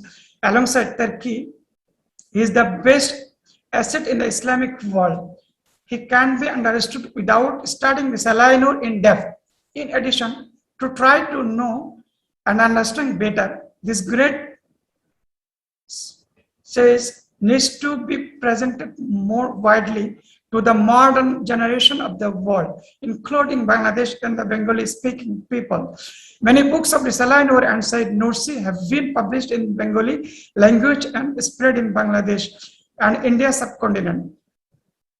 Alongside the translation and publication of these books, arrangement of conferences and workshops in different universities in Bangladesh have influenced a number of people in the country.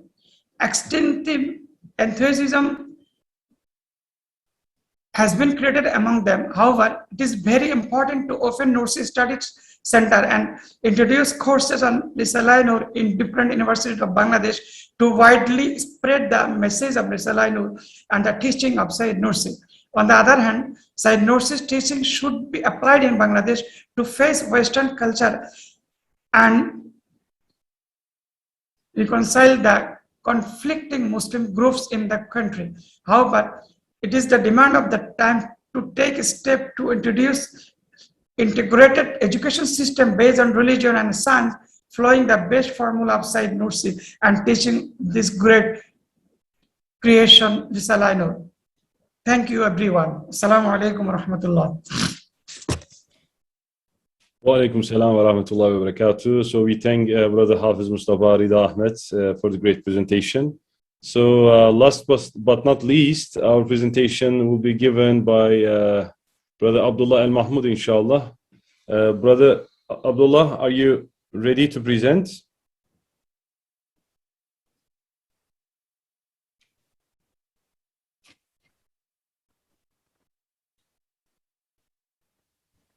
Brother Abdullah, we cannot hear you.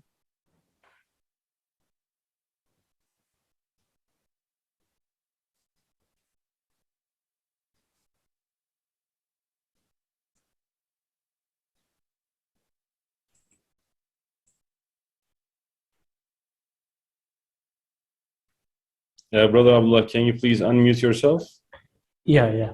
Yeah, okay. Assalamu alaikum wa rahmatullahi wa barakatuh. Dear moderator, dear chairman, I'm Abdullah Mahmood from Bangladesh. I am welcoming you and good evening to all. My paper's title is Religious Diversity and Coexistence in the Discourse of Bediuzzaman Said Nursi, a Critical Study. So, excuse me, can you see the slides? Doctor, can you put it into presenter's mode, please? Yeah, we just... Presentation, how it could be? Yeah, that one, yeah, that small icon on the right. There are 3 icons. Yeah. At the bottom, the one on the right, next to the percentage. On the left of the percentage, it says 69%. It's on the left. If you click on that, it should be making it like the one on the left. Go to left, please. The left of the percentage. Yeah. Percentage, right? Here. There's this, yeah, just click on that icon, please. Yeah. Like this? Yep. Okay, Yep, now. please. Okay. Yeah. Okay. Okay. Sure. Okay. Let's go. Sorry. So my paper's title is Religious Diversity and Peaceful Living from Bediuzzaman Said Nursi's Perspective, a Critical Study. So basically, Said Nursi's view, religious diversity is not just a human plans. It is basically that Allah's one of Allah's plans. So while this is Allah's plan, so no Muslim can ignore it. Very ironically true, Western academics and missionaries, they're working for religious pluralism, religious dialogue, interfaith harmony, but without any religious guilt and religious flavor. Basically, all those people who are engaged in pluralism, religious dialogue, and interfaith harmony, basically they are the Catholic and some Christian, religious notion behind them.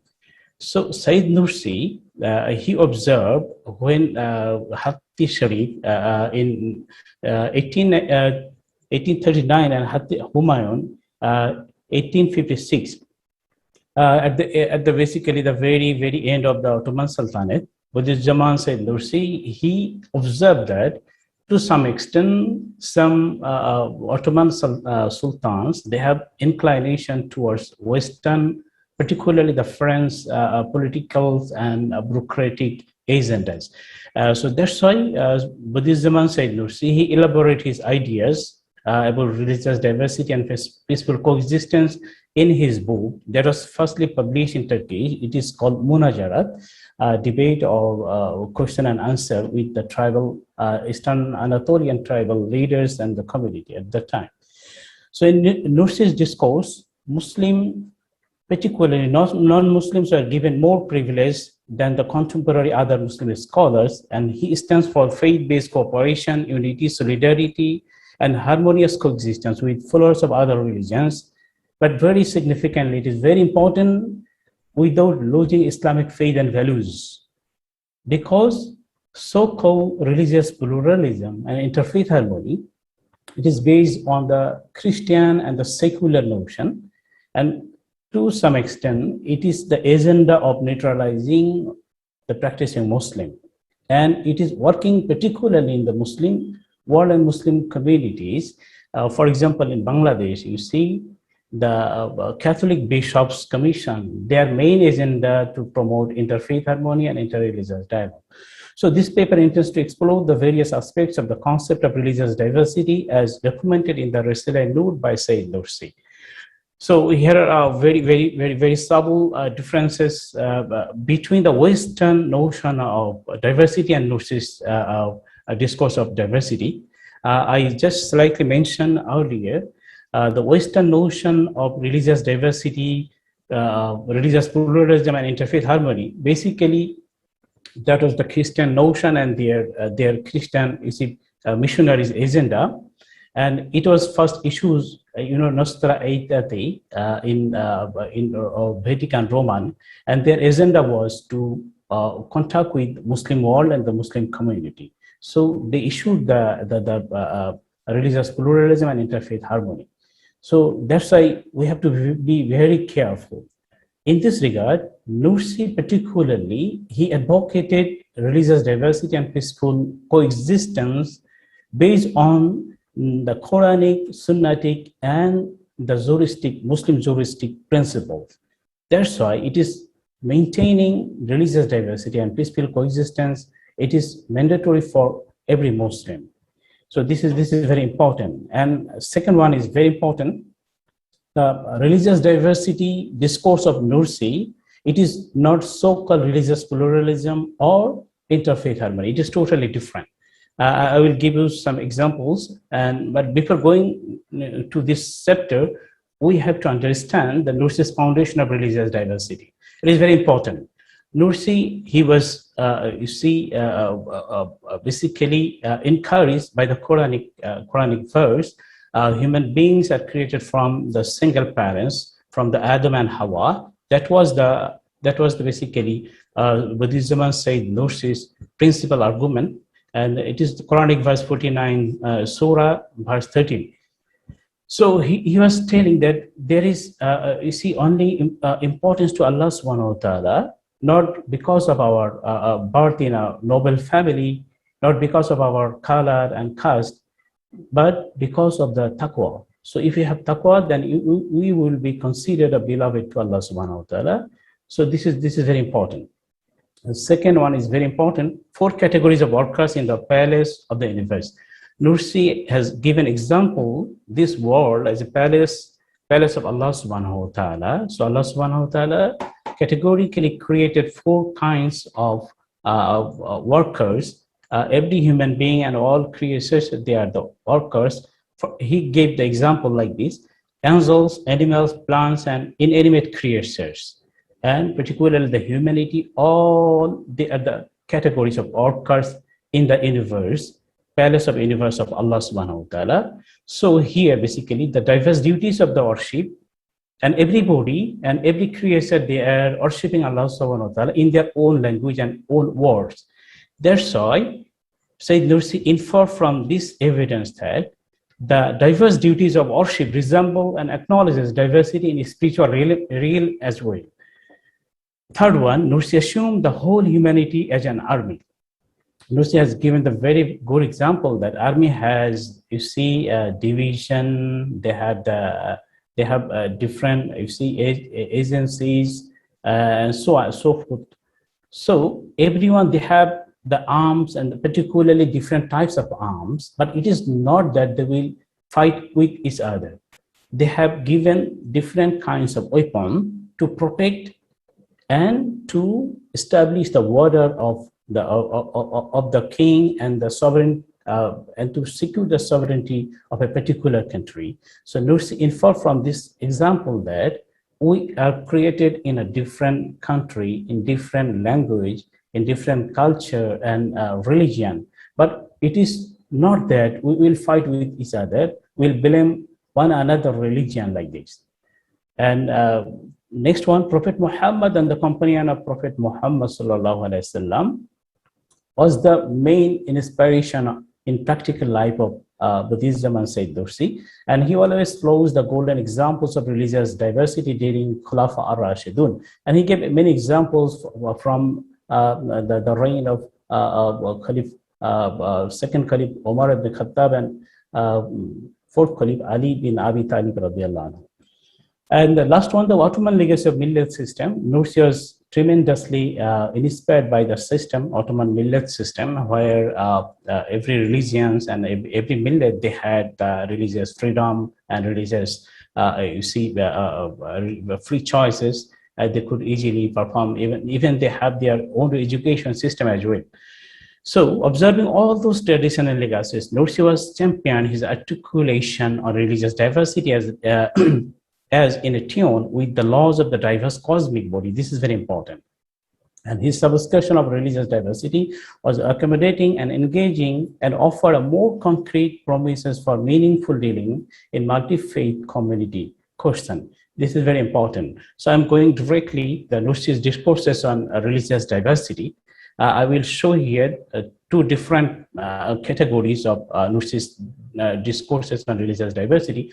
First on Nursi's practices religious diversity theoretically, and second on practically. So we will now focus the Nursi's practices religious diversity theoretically, how theoretically Nursi confirmed the religious diversity and the freedom of other people, other faith communities.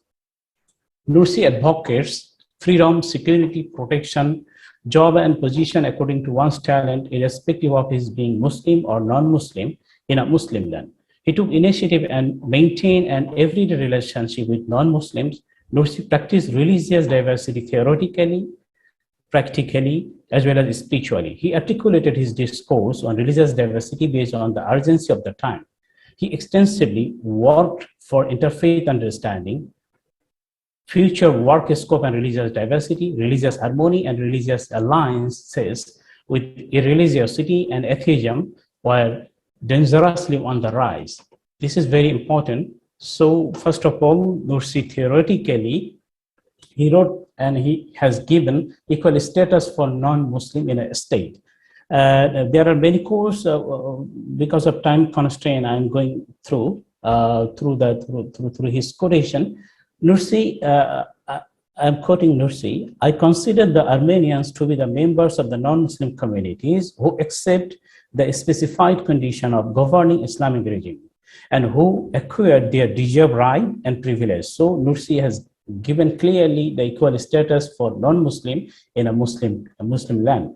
And religious persuasion to non-Muslim. And if needed for dawah and other purposes, Nursi was in favor of religious persuasion to non-Muslim, not with the arms struggle and fighting with them.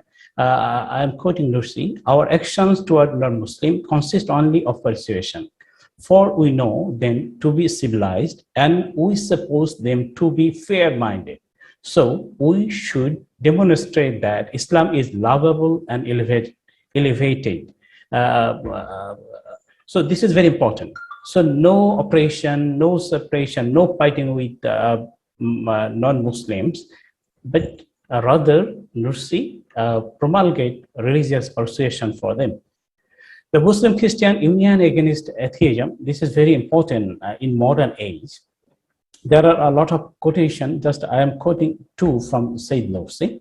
Particularly Sayyid Nursi at this time to the people of religion and the truth need to unite sincerely, not only with their brothers, means Muslim brothers, and the fellow believers, means other Muslim believers, but also with the truly pious, it is very important, truly pious and spiritual ones among the Christians, temporarily refraining from the discussion and debate of points of differences to combat their joint enemy, aggressive atheism. It is very important. So this union and unity only to fight against the atheism, because nowadays we know the atheism, secularism, and many other man-made ism basically dominating particularly the Muslim land and the human mind. So that's why Nursi, as Christians, they are the believers and pious, and they are believing in Abrahamic religion. So that's why he is inviting Muslims to make union with Christians to fight against atheism and the current of secularism and many other man-made ism. Thus, both the Christian and Muslim have only one duty, according to Sayyid Nursi, which is to unite with one another to fight against atheism. Therefore, it is high time for believers of religions. It is very important to create an effective alliance and union so that both of the Muslim and Christian can fight against irreligion, atheism, secularism, terrorism, Islamophobia, racism, or any kind of violence in the hope of mankind live in peace and harmony. So this union only to gain peace and harmony in a society. Muslim non-enmity with others. We have keep in mind that Nursi defined enmity as no human being became treated as an enemy. Rather, he advocated for ignorance, laziness, and this unity he treated as an enemy. So he's telling that no human being is considered as an enemy. Nursi continue, for conquering the civilized is through the persuasion, not through force, as though they were savages who understand nothing. We are devotees of love. We do not have time for enmity with humanity. This is very important. He is telling that it is high time to save our iman and to demonstrate Islam as a lovable and very important way of life for modern people. So that's why we do not have time for enmity with other human beings and with other followers of different religions. And another one is very important. Nursi sending Zulfikar to the Vatican in 1951. Nursi sent one of the compilation Zulfikar. It was consist of Mujizah Qur'aniya, Mujizah Ahmadiyya, and Hashir Risalasi. It was not only to give them this book literally. There is a hidden, you see the intention of Nursi to make dawah and not for interfaith dialogue and any other purposes. And he proved that Islam is, you see, the religion of Najah. It is very important because before this, Christian community, they didn't consider Islam as a religion of salvation. This is very important. After his book, 50 years later, Nistara Atate, 1965, they acknowledged Islam as a salvating religion of the world. So this is very important. And some argues that because of sending of Zulfikar to the Vatican Papal office, they finally realized and they consider and they acknowledge Islam as a religion of salvation. And Nursi's practices religious diversity very practically. There are many examples. I have chosen only 4 examples. Humanitarian roles and saving Armenians. In 1915, there was a First World War. So there were some captives of Armenian women, children, and the aged people. At the time, Nursi was the chief in command in the Eastern Anatolian region. At that time, he declared nobody can touch the captive of this world. And Nursi, in his own responsibility, sent all the Armenians, children, aged people, and women to the Russia very, very safely. So this is very important. And at the time, if he wished, he could kill all of them, but he didn't kill them. Because of this, many, you see that the Russian soldiers, they help some Muslim war, you see the captives, to make them free and send them to Turkey.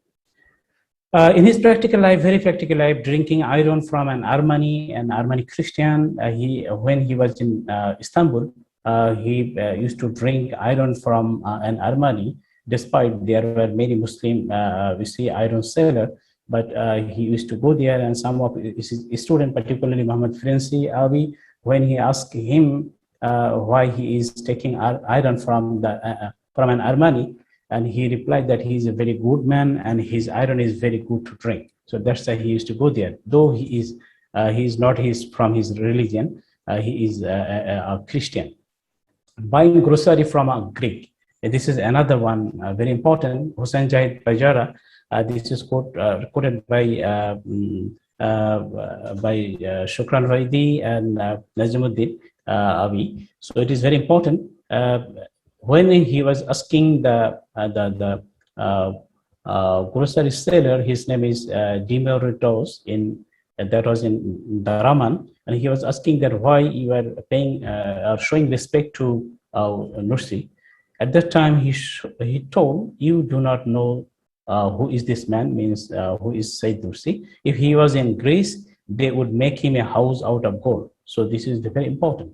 And he used to buy his grocery from a Greek, though he was not, he is from his own religion.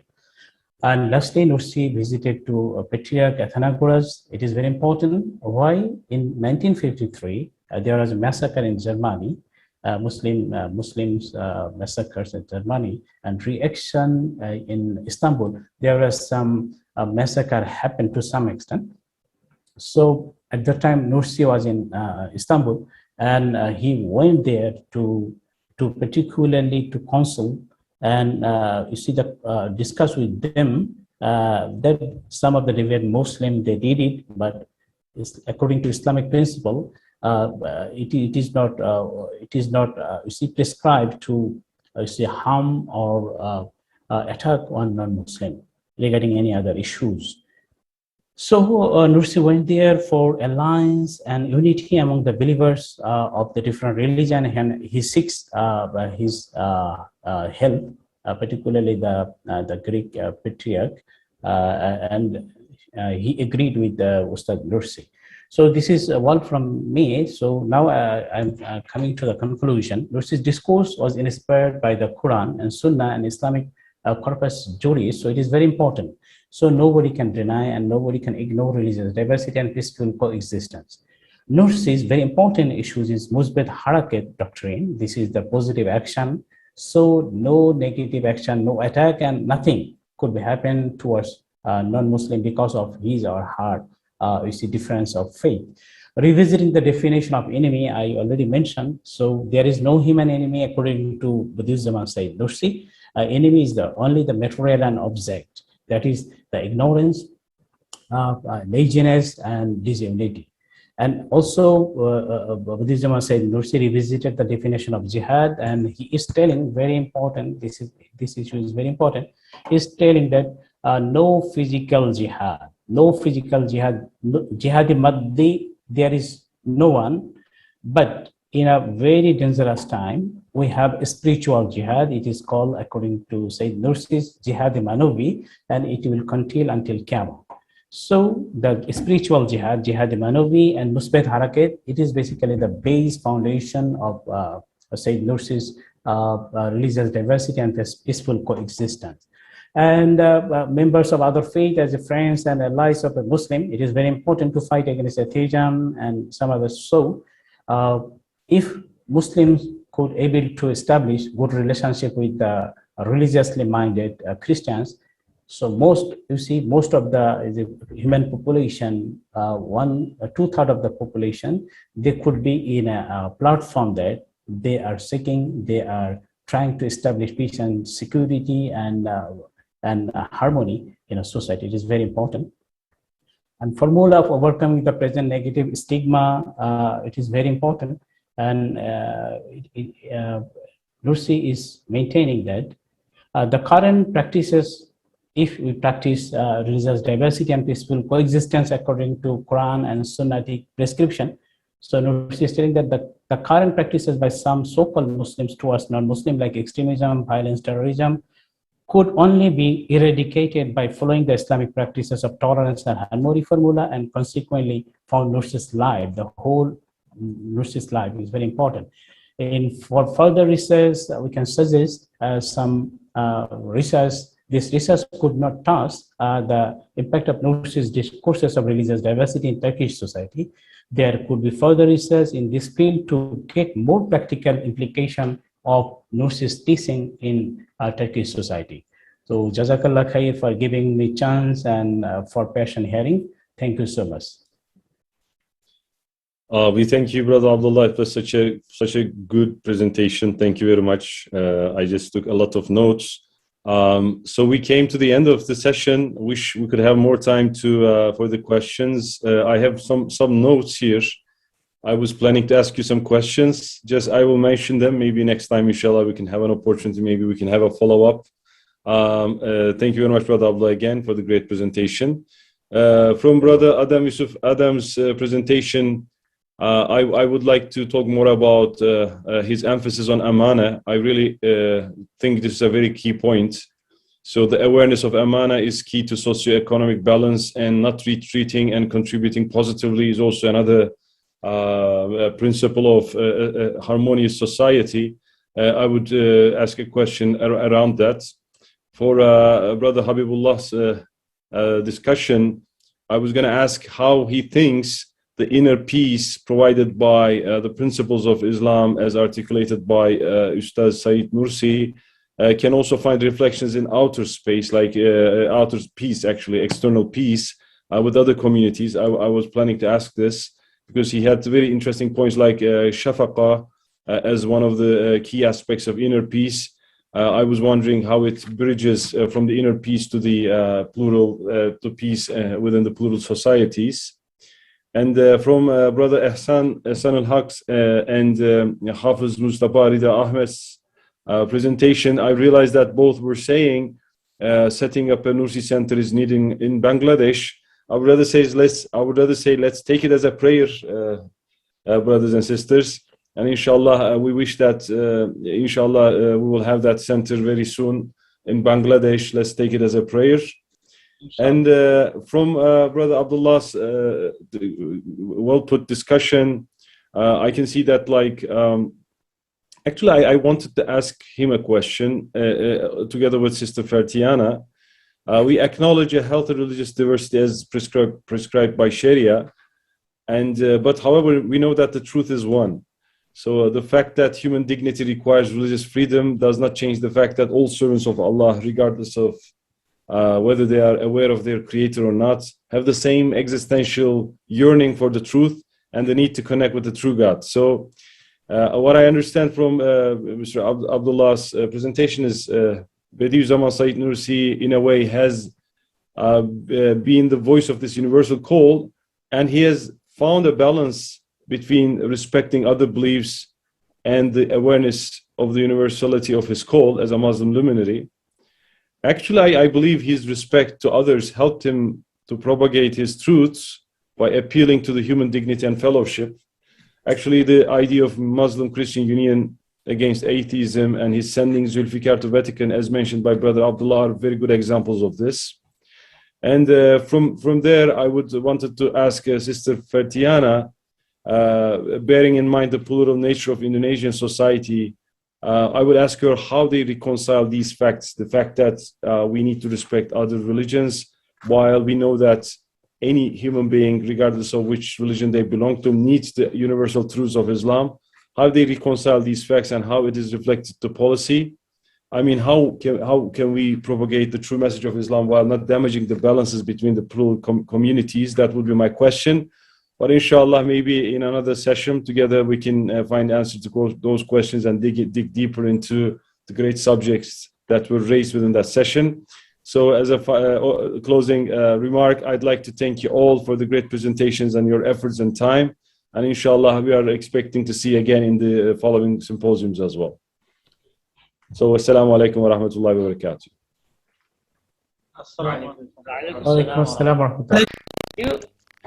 Host disabled participating screen sharing. You know, I need to share screen. Okay, so you need to share screen. Go down. Why don't you go down? Go down. There's and you will see share screen. Yes, I do. I hear that. With the green sign. Yes. Say host disabled participant shares screen sharing. I think a host must be let using sharing screen. It is disabled by host. I think the Istanbul must let me to use it.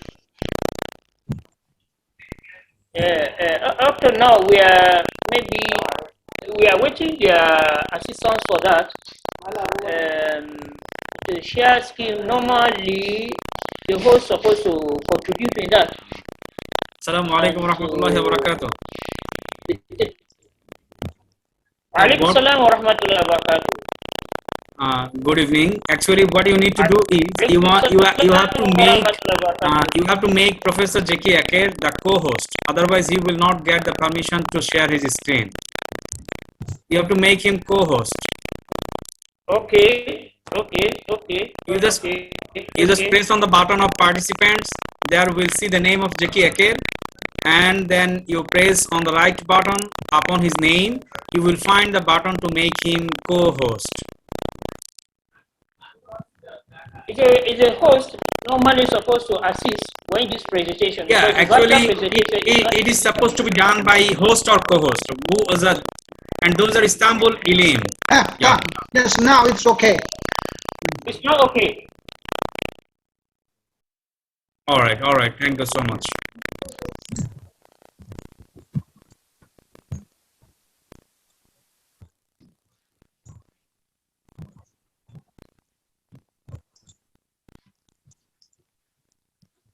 Wonderful. It's okay. Assalamu alaikum. Do you see my slide? Yeah, the slide is clear. Yeah, the slide is clear to, I think, to everybody. It's clear everybody to can see the slide. The other members. I think it's clear now. Yes, you can start presenting. Since you have 15 minutes only. Well, thank you very much. First of all, I would like to thank organizing committee for organizing this meeting and inviting me to give this speech. My speech is about interpretation of scientific knowledge according to Quran and Risale-i-Nur. I will start by giving the definition of objective scientific knowledge. So, any knowledge coming from repeatable experiments and or observations which could not be refuted by another experimental observation is objective knowledge. This can be a knowledge, information about the universe itself as a whole or a part. For example, information about galaxies, stars, mountains, flowers, molecules, and atoms. That even can be the events, raining, for example.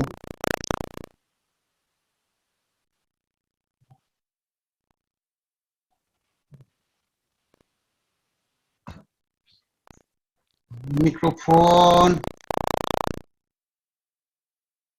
Yes.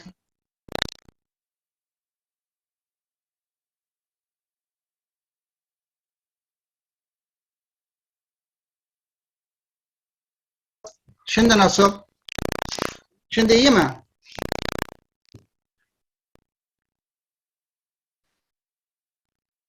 Hı-hı. Mikrofon kullanmıyorum. Bilgisayarın mikrofonu.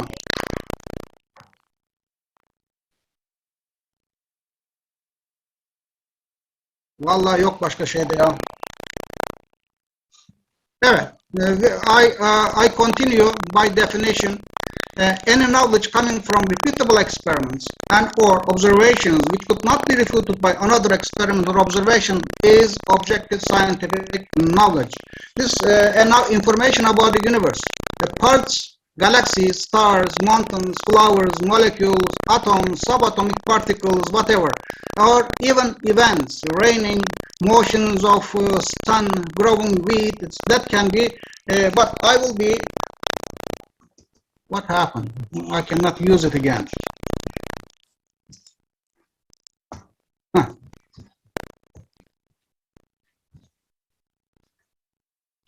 This is the main idea of how to interpret scientific knowledge is outlined in the sixth topic of the fruits of belief. In Kastamonu, a group of high school students came to Bediuzzaman and asked him, told him, tell us about our Creator. Our teachers do not speak of God. The students he told the students, all the sciences you should study continuously speak of God and make known the Creator, each with its own particular tongue. Do not listen to your teachers, listen to them. Then after that, Bediuzzaman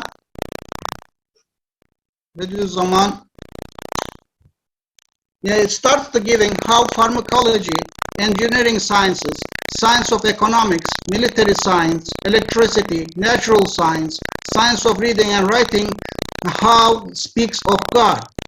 Not only branches or branches of branches, every topic, every particular event or an object described by objective scientific knowledge coming from observation or experiment could be seen as a letter, as a missive, as a message from the God. And this can be seen from the book flashes a phrase taken. Yes, all flowers, all fruits, all grasses, and all animals, even all trees, are all seals of divine oneness and stamp of divine unity. Here I will talk about two particular examples, hydrological cycle. This is the example taken because this is an example familiar to everyone. Almost everyone has some idea about that. And it is important that because the water is very important, life depends on it. And this is a very typical example of contemporary objective scientific knowledge, which most Muslim societies react wrongly. And another example, large-scale structure of universe. This is an example only specialists and interested readers to know.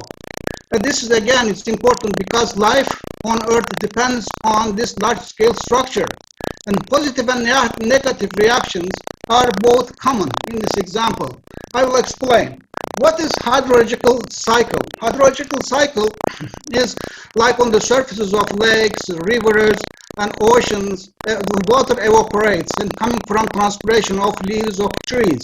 And water vapor goes into the atmosphere, and condensation happens, we see the clouds. And from the clouds, in the right conditions, precipitation, it can be rain and snow, comes onto the land again, and some part of the water is used, and some goes underwater, some goes over the water, and cycle continues. This is the hierarchical cycle that keeps the water vapor and water running. An animated picture you can see like that is everywhere in the internet. You can find it. There can be even simple experiment in a classroom to show how water droplets form. At the boiling pot, you put the cold lid. You can see here the droplets. What water cycle objected by Muslims, not because of scientific information, but because of trivialization of the belief. Because Muslims believe rain is mercy from God. But the explanation such, the raining is presented as a simple event occurred by cause and effect. This doesn't go with the belief of Islam.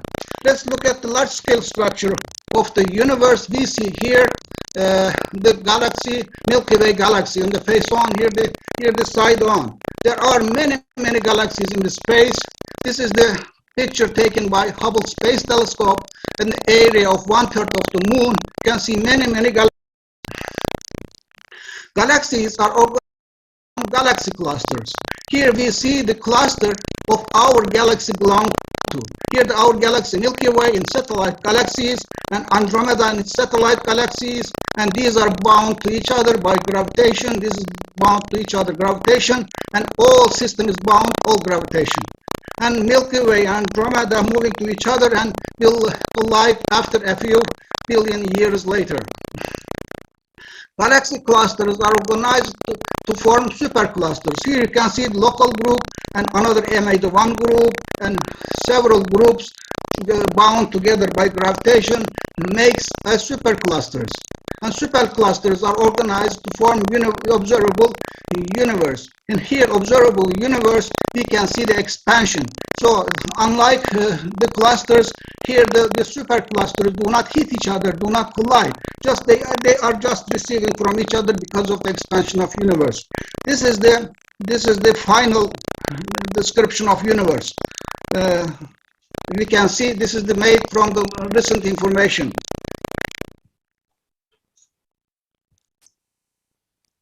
When expansion of universe brings back to Big Bang, after the Big Bang and the energy subatomic particles are found from the energy, we can subatomic particles, they are made, there happens to be electrons, neutrons, protons, they combine, and then dark age, or after that first stars and galaxies, and we have, this is the expansion of universe, the history of universe.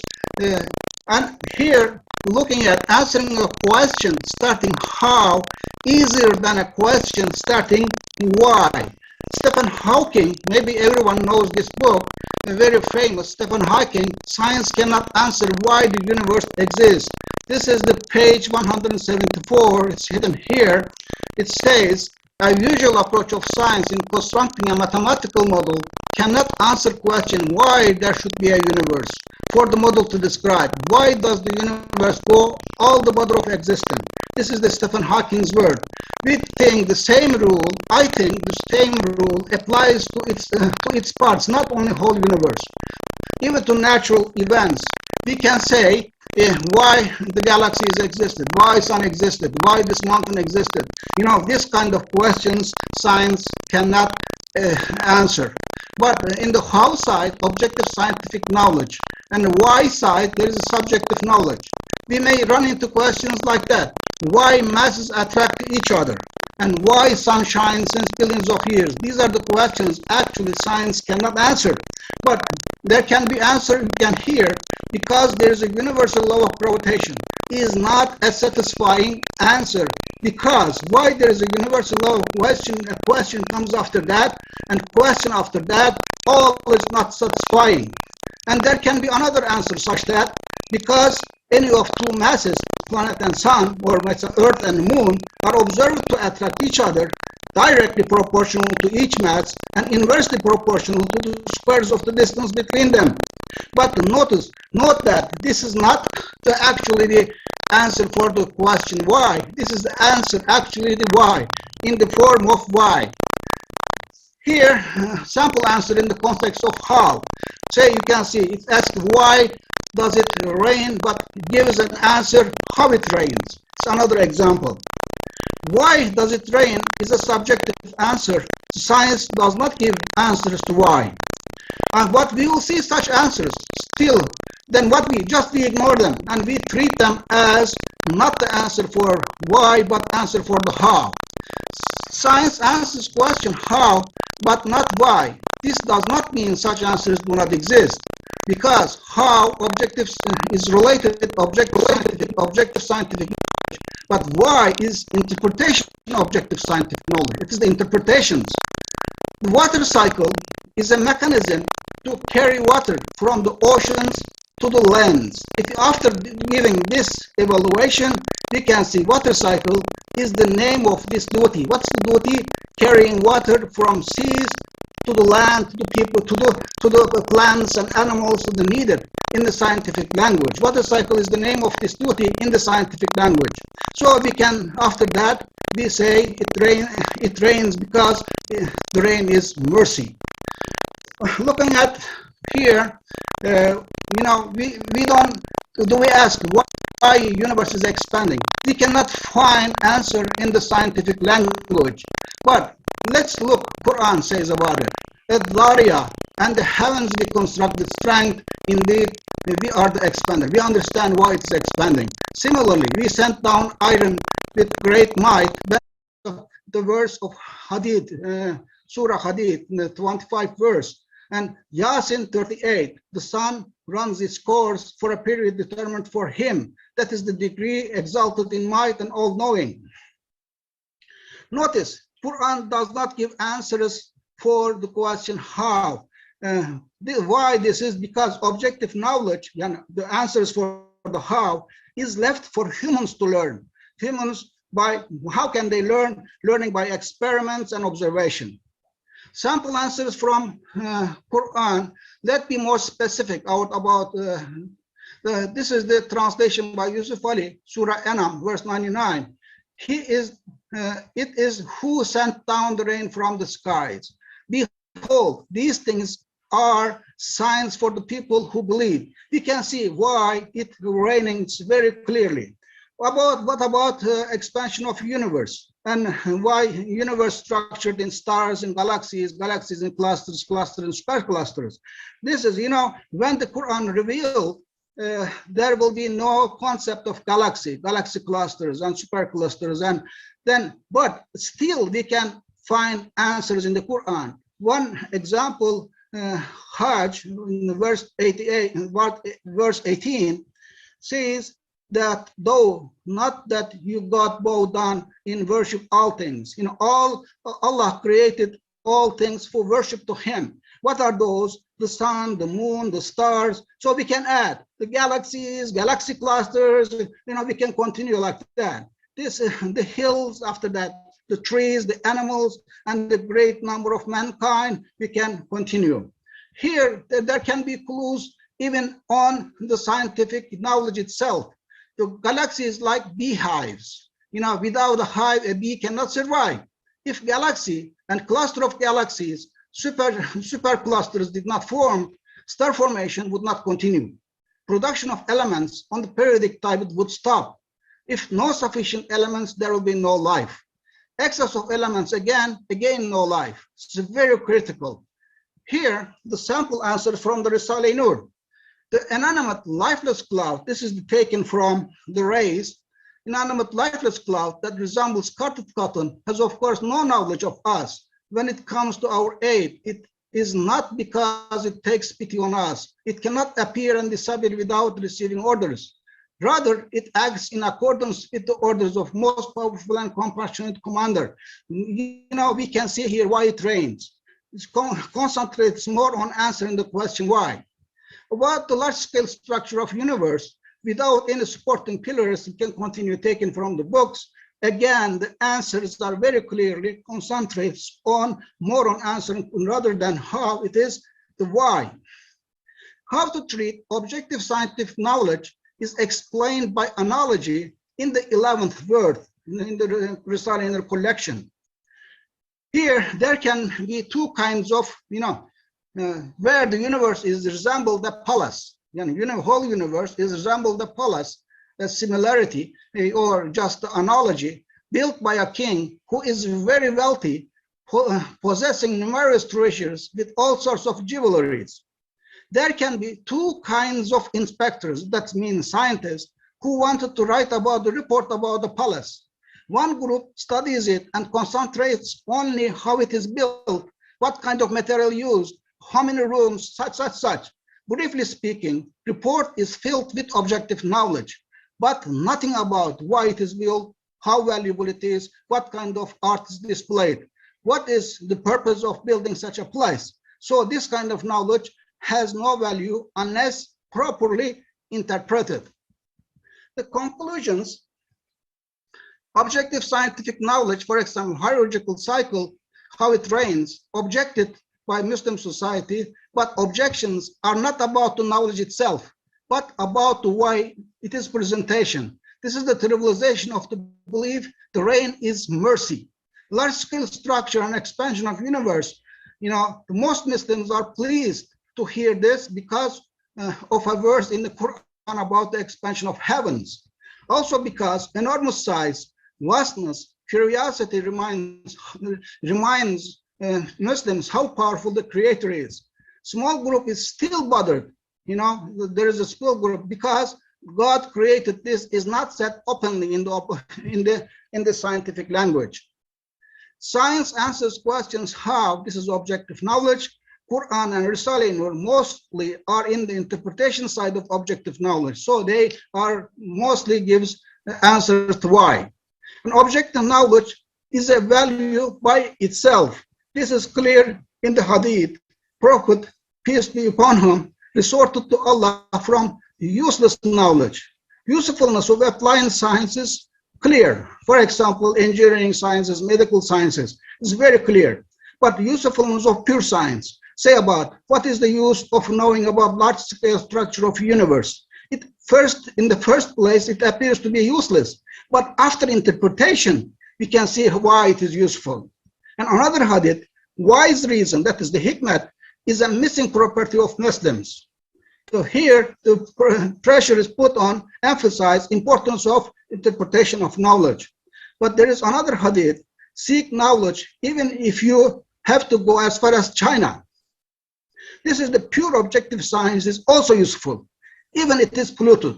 It is too naive. We think that Prophet, peace be upon him, didn't know about the pollution. Any knowledge coming from China, it will be polluted by Chinese beliefs. But still says, go to China and get the knowledge. So this is very important, and the Prophet trusts the Muslims at that time.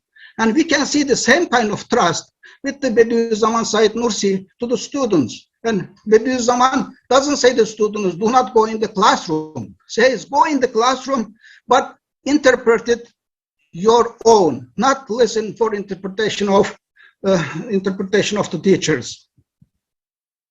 And then what are the examples? Only to give them examples. Here examples are in the Quran and in the Risale-i-Nur.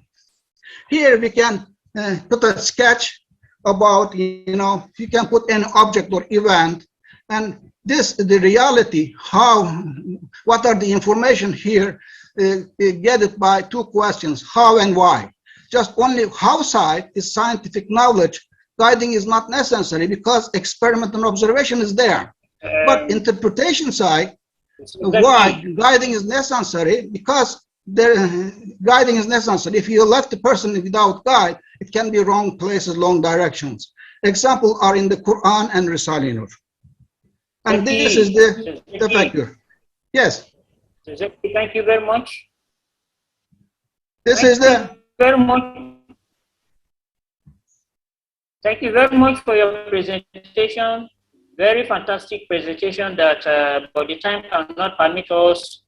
We would like to get more and return back to you and see even your publication on this matter, which is very important. But because of the time factor, we have already heard from you more and more. Thank you very much for your presentation. It's very, very, very significant in Islamic perspective. Thank you. Thank you very much. I'd like to thank you very much also. Okay. So, I will like, yes. I should leave. How can I leave? You want to say something to me? No, I just want to leave. No, I'll just stop sharing, huh? Okay. Thank you very much. You have done very good work.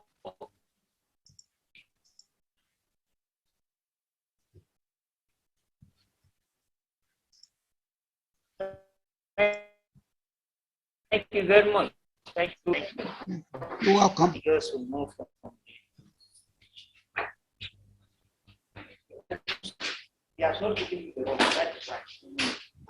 Okay, did you not stop me? How can I get out from here? You're supposed to help me. Call the next presenter. Would we like to go to the second presenter? Sheikh Jawad Ayub. Is it Aaron? Sheikh Jawad Ayub from the University of Kashmir. Yeah. Sheikh Jawad Ayub from the University of Kashmir. Are you around? Yes, around. So let me move to the first presenter, Muhammad Abdul Qadir Mahdi Hassan. Mahdi Hassan. Assalamu alaikum, Mahdi Hassan. Are you around? Okay. Mahdi Hassan. Okay. Mahdi Hassan, are you around? So, Assalamu alaikum. Yes, I'm around here. Are you ready to present now? Okay. Yeah, I can present now, but I will also need the permission to share my screen.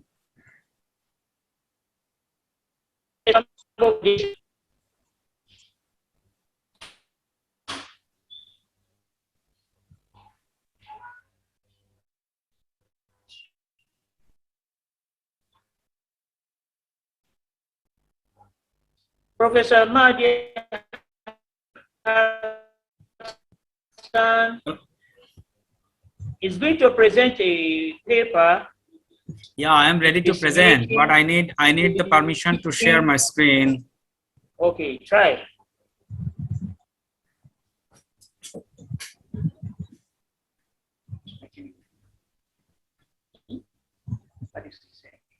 He's trying to share the screen. That's the problem to him. To share the screen. Mahdi, let him continue as we did. Yeah. Mahdi, if the screen cannot be shared, you can present it so we can hear from you instead of wasting our time. You can present it manually instead of presenting by slides. All right, I am trying. All right, if I cannot share the screen, I will try to present the paper. Yeah, you can do so. But where are the hosts? I don't know. I requested them to give me the permission so that I can share the screen. Yeah, and if the screen cannot be shared, you can also present manually like that so that they will try to keep time for the others. All right, no worries.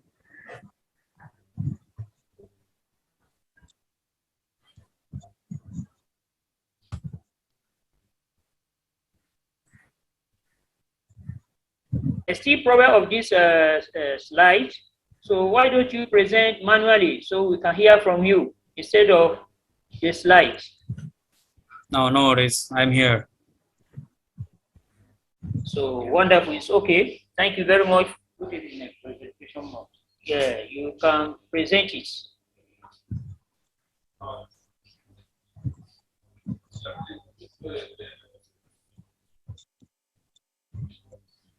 All right, Professor Adam Yusuf, am I audible to everyone? Yeah, it's okay. It's clear now. You can present. All right. Assalamu alaikum wa rahmatullahi wa barakatuh. I am welcoming everyone at the beginning of my presentation. And here, this is Mahdi Hassan from the Department of Arabic, University of Dhaka, Bangladesh. And this paper has been done by two authors. And the main author was Honorable Professor Dr. Muhammad Abdul Qadir. And I was the co-author here. And Honorable Professor Dr. Muhammad Abdul Qadir, he's the current chairman of the Department of Arabic, University of Dhaka.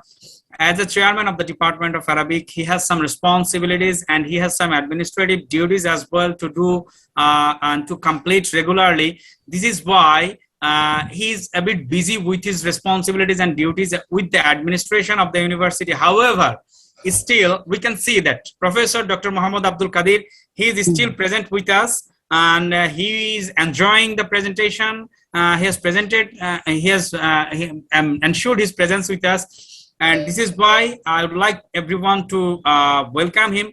And I, Mahdi Hassan, will be presenting the paper on behalf of Professor Dr. Muhammad Abdul Qadir and me. And I am going to start the presentation. And Professor Abdul Qadir is with us. I would like to request him to convey a salam to everyone. Assalamu alaikum wa rahmatullah. Yeah. Professor Dr. Muhammad Abdul Qadir, he is the chairman of the Department of Arabic right now of the University of Dhaka, and he is present with us, but he has some other responsibilities as well, and I am going to present the paper on behalf of him. All right. You're welcome. All right. Welcome. Thank you so much, Professor Adam, for your understanding. Let me start my presentation.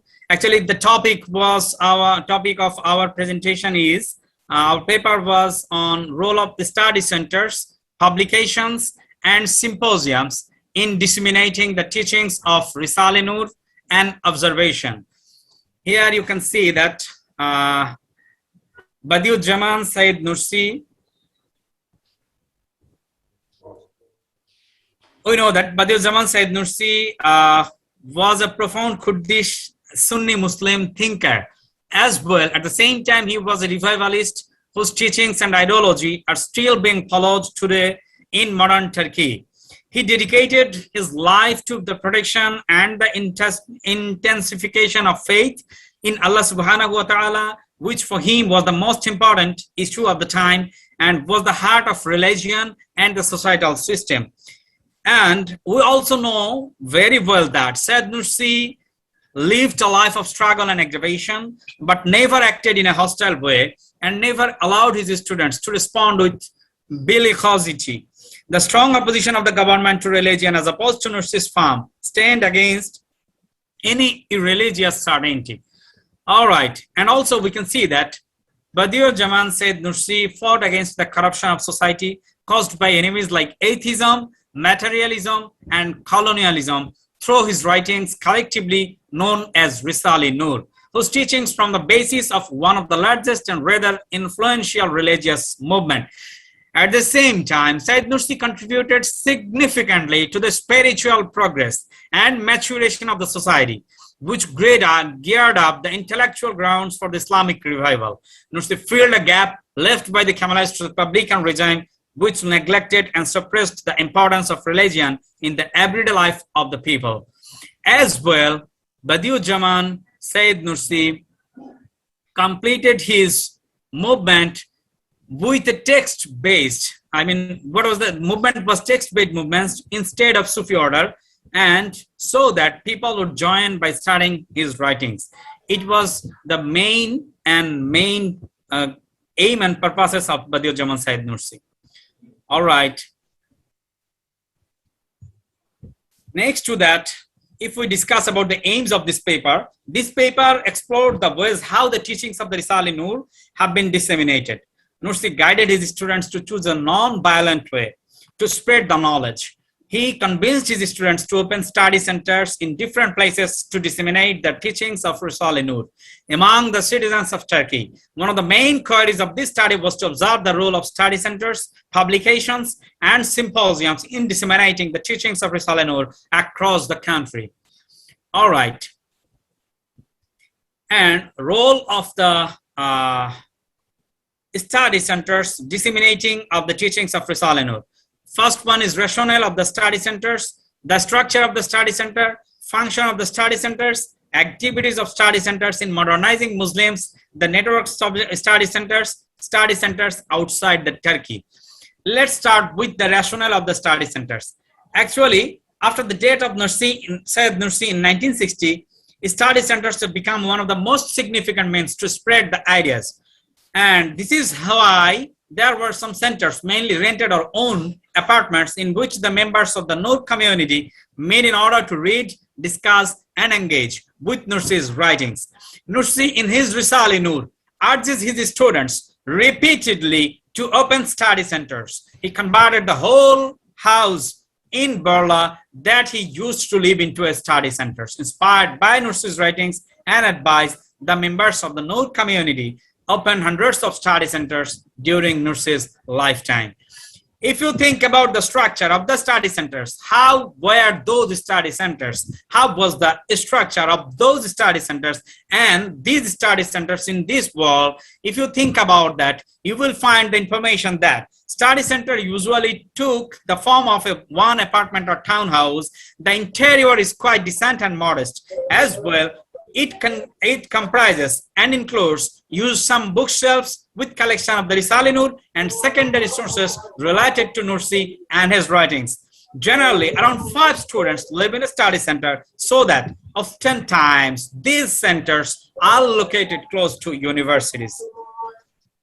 If you think about the function of the study centers, how actually these study centers function, their duties, and how what were the functions of these study centers. Number one, the goal of establishing these study centers is to provide a platform in which people of all classes will have access to religious education and to create an awareness regarding the major problems of egotism, materialism, and atheism. Here, members of the Nur community come together on a weekly basis. They read, they discuss, and they engage with the Risale-i-Nur without following a distinct curricula or formal schedule. In that sense, what study centers do not have any resemblance with mystical Sufi orders or classical madrasa institutions, which would designate a learned shaykh or most knowledgeable person. And you can see that there were another important purpose of study centers, promoting a text-oriented community through study centers has had a great impact on the education of the Muslim community in Turkey. There are many members in the community who do not have any formal education, but who know how to read and interpret Nursi's writings.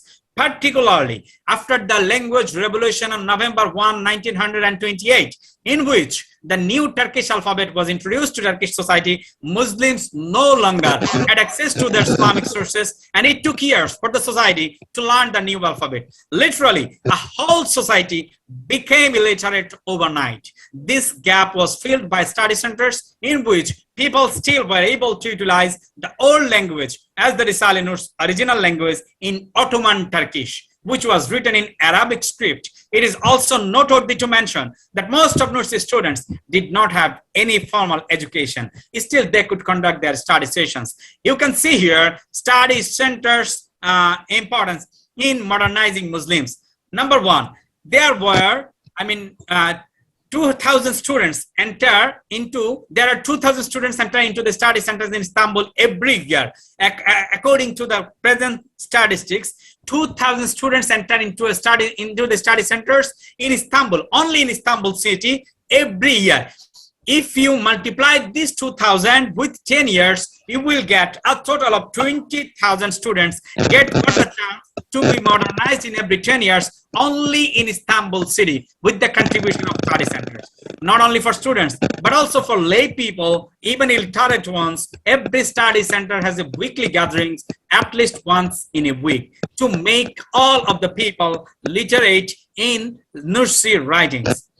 If you think about the network of the study centers, you will find the data that in all of the cities in Turkey, you will get study centers. In many villages in Turkey, you will find study centers. Growth in number, if you see, there is data here.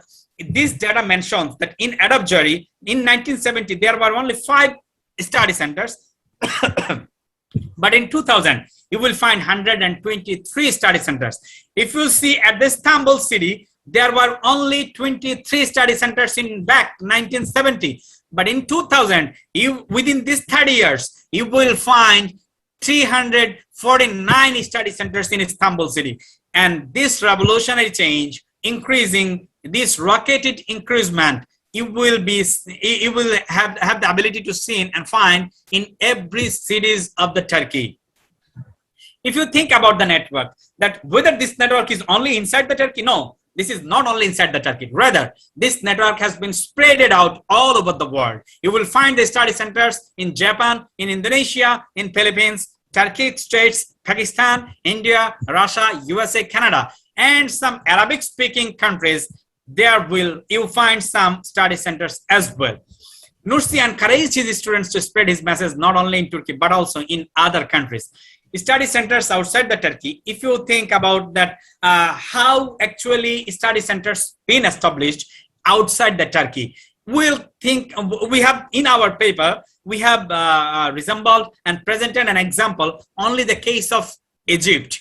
You can see that it was important to note that Nursi prioritized the spreading the Risale-i-Nur into every corner of the world.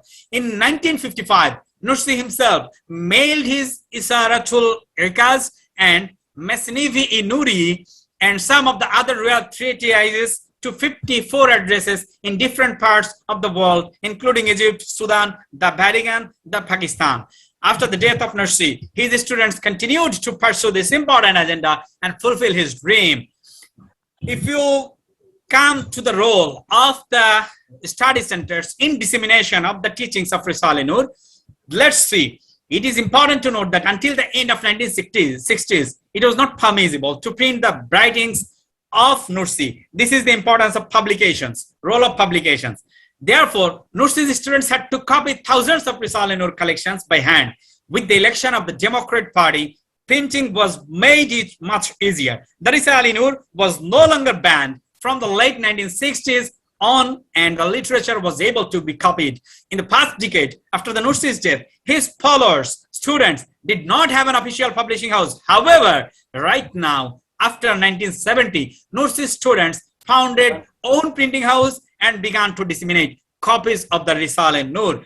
You will find Yeni Asia, New Asia publication in Turkey, who publishes Nursi's writings. You will find Sozlar Publications in Turkey, who publishes Nursi's writings as well.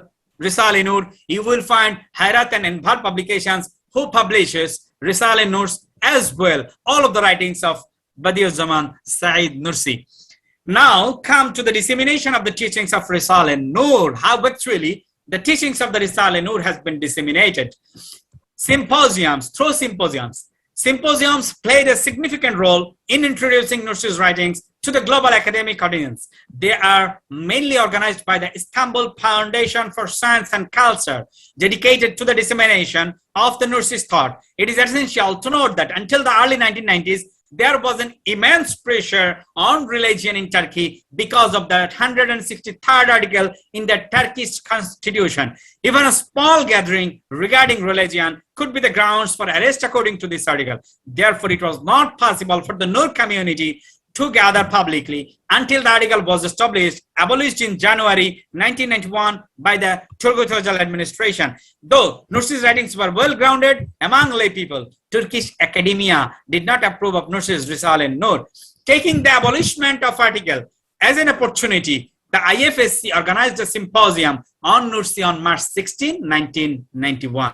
Scholars such as Sharif Mardin, Mim Kamel Bouquet, and Colin Turner presented papers on Nursi's thought. Indeed, this was a breakthrough point. First, it was the first academic gathering to discuss Nursi's thought publicly. Second, this was to some extent a shift from the study center method to a public academic gathering. It comes, therefore, with no surprise that the community showed some hesitation towards these events for the meant endorsing a new method with which they were not well acquainted. The scholars who participated in the symposiums in Turkey organized similar programs at their home universities. This has been the case so far in Algeria, Australia, Chad, Egypt, England, Canada, Germany, Indonesia, Jordan, Malaysia, Morocco, Netherlands, Niger, Philippines, South Africa, Syria, USA, Yemen, and also in Bangladesh. Ironically, unlike the Turkey's case, most of the conferences and symposiums in these countries were organized by the universities. If we say about the conference and symposium held in Bangladesh, you will find that we can bring the example of first international conference in Nursi studies in Bangladesh held in 2018. This conference was jointly organized by the Department of Arabic. Right now, Professor Dr. Muhammad Abdul Qadir Isla is the current chairman of this department, and in that time he was the convener of that conference, and the Istanbul Foundation for Science and Culture on February 5, 2018. The main theme of this conference was living in peace and harmony, the Risale Nur perspective. It has been observed that the symposiums have broadened the network of the study centers. Another important outcome of these symposiums is the fact that participating scholars published articles in various journals on Nursi's thought and the Nur community. In addition, many books, both in Arabic and English, were written by these participants and were published by major publication houses, both in the West and the Muslim world. And in this short presentation, me and Professor Dr. Muhammad Abdul Qadir, we have tried our best to put the best efforts to bring all the role of publications, role of symposiums, as well role of study centers in the dissemination of the study and dissemination of the teachings of Risale Nur, in particularly in Turkey and generally across the world, in each and every corner of the world. That was all about our today's presentation. Thank you everyone for listening to us, and I am thanking the organizer for organizing this conference and providing the opportunity to us to present this paper in front of all of these scholars. Thank you everyone. Thank you very much. Thanks. A lot of thanks for you. Lot of thanks.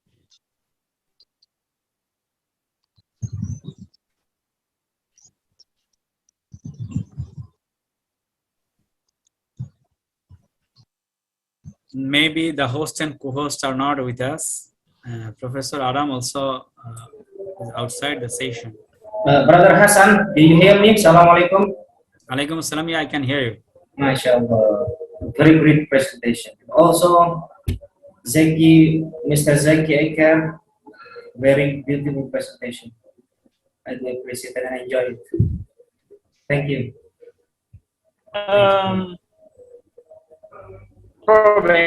Thank you very much.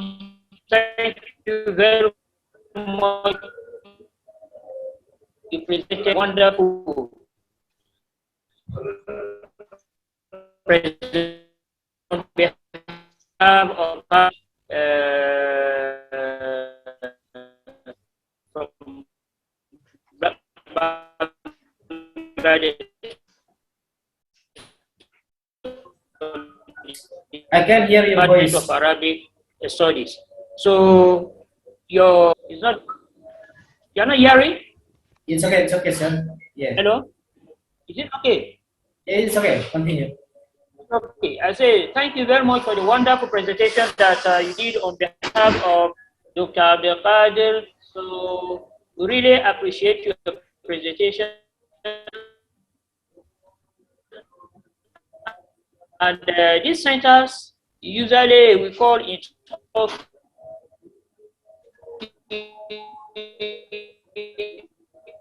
Darsana, and all over now. It's not the ordinary centers for this presentation. So we'd like to hear more about you in future, about these centers. Is it me, Sufyan Hadi? Thank you very much. Thank you very much. Yeah, it's okay. You can. It's okay. We are now going to start another section, another person. That's Sufyan Hadi. I don't know whether it's around. Sufyan Hadi, is it around? I hope so. It's around from India. Hello. Yeah, Sufyan Hadi from the University of Dar es Salaam, Indonesia. I hope he's going to present a topic that's titled the inculcation of adab and religious education to the young Muslim people. So the analysis is coming from the Murshid Shabab, very fantastic book of Bediuzzaman Said Nursi. We would like to hear from you in 15 minutes. Okay, thank you, Mr. Adam Yusuf. Bismillahirrahmanirrahim. Honorable the chairman, actually, Mr. Adam Yusuf, and all presenters. I would like to welcome all of you in Islamic greeting. Assalamualaikum warahmatullahi wabarakatuh. Waalaikumsalam warahmatullahi wabarakatuh. Alhamdulillah wahda wassalatu wassalamu ala man la nabiyya ba'da. Allahumma ya mufattibul abwab wa ya musabbibul asbab wa ya dalilil khairin tawakkaltu alaika ya rabbul alamin wa fawid amri ilallah innallaha basyirun bil ibad. Asyhadu an la ilaha illallah wahdahu la syarikalah wa asyhadu anna Muhammadan abduhu wa rasuluh. Rabbi israh li sadri wa yassir li amri wa hlul 'uqdatam min lisani yafqahu qawli amma ba'du. I'm very grateful and it's very honor for me to join with all the Muslim scholars in this international symposium, and I'm very grateful today to share about the knowledge or paper that I have written in my paper. Actually, first of all, I'm Sofyan Hadi from Indonesia, University of Dar es Salaam, Gondor. And here, on behalf of my university and all presenters, I would like to share and then to give some explanation about my paper. Actually, its title is Inculcation of Adab and Religious Education to the Muslim Youth.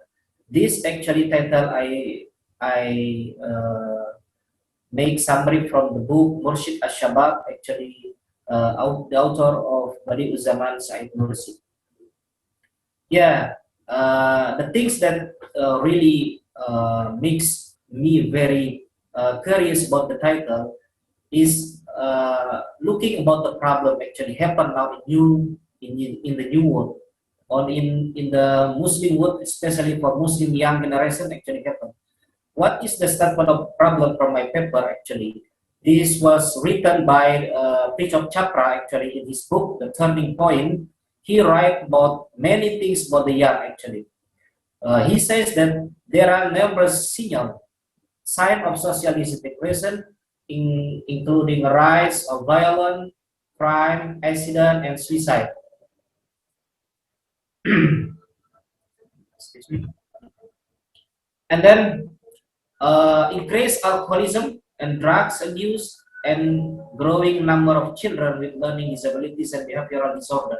Actually, this is actually happen now in this world. Actually, this happened to the young Muslim generation, especially for the young Muslim. And then he continued, the violent crimes and suicides by the young people is so dramatic that has called the epidemic of the violent deaths. Actually, this problem happened to be the most very serious problem actually. And then Bishop Chapra decided to describe and write the problem actually in his book, The Turning Point. We come to my title actually, the inculcation of adab.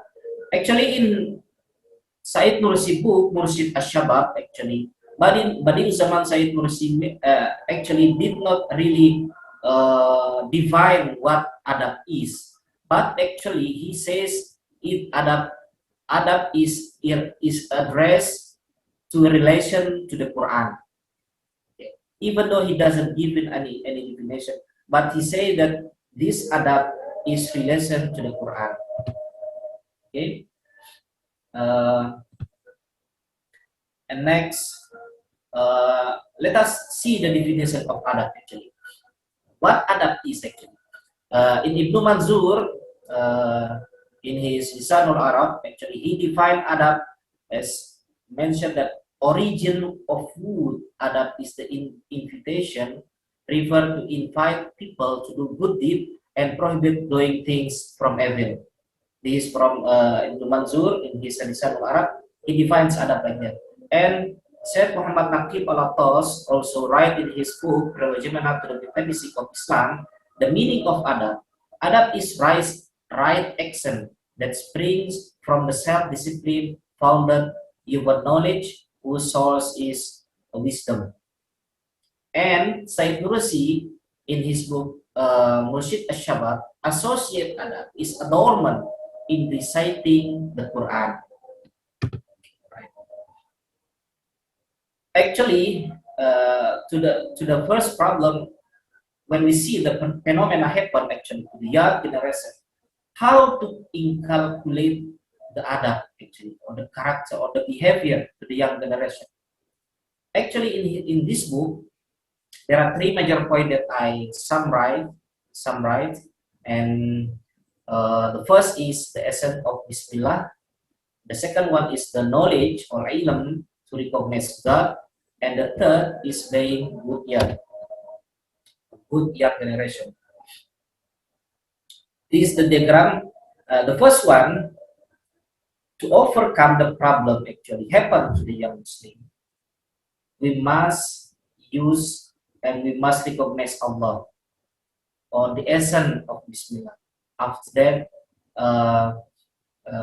after the young generation recognize Allah, and then we have to teach them about the knowledge of what? Knowledge of recognizing Allah also. And after he recognizes Allah, when he says something in the name of Allah, and he recognizes Allah, he recognizes God, and he will be, inshallah, become good young generation or young people. Okay.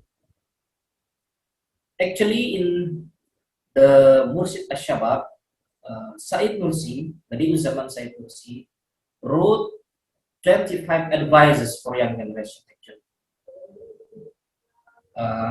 And then the most very important things that I summary from the book, the first one is the essence of Bismillah. The second one, the knowledge, and I focus on that problem. And then the third is being a good young Muslim. The essence of Bismillah, what is the meaning of the essence of Bismillah? Actually, Nursi stated in his book, Murshid Ash-Shabab, is the start of all things good. When we recite in the name of Allah or Bismillah, it means that we start and we remember Allah. We too shall start with it. Now, O my soul, just this blessed, praise is mark of Islam. So it is constantly recited by all being through their tongues of disposition. Actually, when Muslims recognize that, so they will not astray, they will not forget Allah. And the second one is knowledge. The knowledge is actually, according to Said Nursi, the most highest knowledge is to recognize God, to recognize Allah Subhanahu wa Ta'ala. Knowledge is how to serve and know the Lord. The knowing the greatness of God, recognize the majesty of His creation. This is the real meaning of knowledge, according to Said Nursi in his book Murshid Ash-Shabab. Based on the first statement, the essence of Bismillah, and if the young people really understand about that, the parent or the teacher teach about Bismillah, and he also teach knowledge of recognizing Allah, and finally he will be being a good young Muslim. Nursi stress on how to be good young people actually. He says that you always beware of their attitude and action. To the young people, Nursi try to emphasize about your attitude, about your adab, about your behavior. Okay, and good attitude is Allah keep action under the supreme supervision of Allah. Okay, young Muslim or young people, if he really understand and know Allah Subhanahu wa Ta'ala, and he will think that all things is on the Allah's under Allah's control. He will be always remember Allah subhanahu wa ta'ala everywhere. And also Said Nursi stressed about love. Love here, mostly he stressed on love or respect for parents. Said Nursi said that actually when Allah subhanahu wa ta'ala said in the Holy Quran, the verses of the verses of Al-Isra, verses 7 and verses 23, Allah said in the Quran, وَقَضَى رَبُّكَ أَلَّا تَعْبُدُوا إِلَّا إِيَّاهُ وَبِالْوَالِدَيْنِ إِحْسَانًا. This actually Said Nursi want to stress to the young Muslim, young people, to obey and to respect their parents. Okay, and then to maintain the right of their parents. Okay, and the next, come to the meaning of Bismillah actually. The first, Said Nursi say that remembrance. This is the first meaning of Bismillah, remembrance. Starting an activity with remembrance will provide additional blessing, benefit, and goodness for anyone who does it. The second one is gratitude, mean to thank Allah subhanahu wa ta'ala. Is now just wood with a positive action, but manifest of a faith in Allah subhanahu wa ta'ala, strong foundation for muamalah or social relationship to others. Okay, and then the thought is contemplation of what was done and what has been done. Actually, when we want to do something and we have done something and we have to think about it with the full awareness that is things are caused by Allah subhanahu wa ta'ala. Okay, I think we come to the conclusion. Actually, from the old going, the problem of statement, and then Nursi said the first there was advice that in his book, the Murshid Ashabab, the essence of Bismillah, to recognize God, and number 3 being good yard. From the above elaboration point being discussed, the writer conclude that faithful yard are those who are always aware of these various evils that befall them. Therefore, we will always start activity by taking refuge in Allah or starting activities in Allah subhanahu wa ta'ala. This is very important things. If young generation realize that, he will be very grateful to Allah subhanahu wa ta'ala. And the second one, young is not the time for extravagance. Actually, when the young people actually need a free of life, and then he wants to do everything.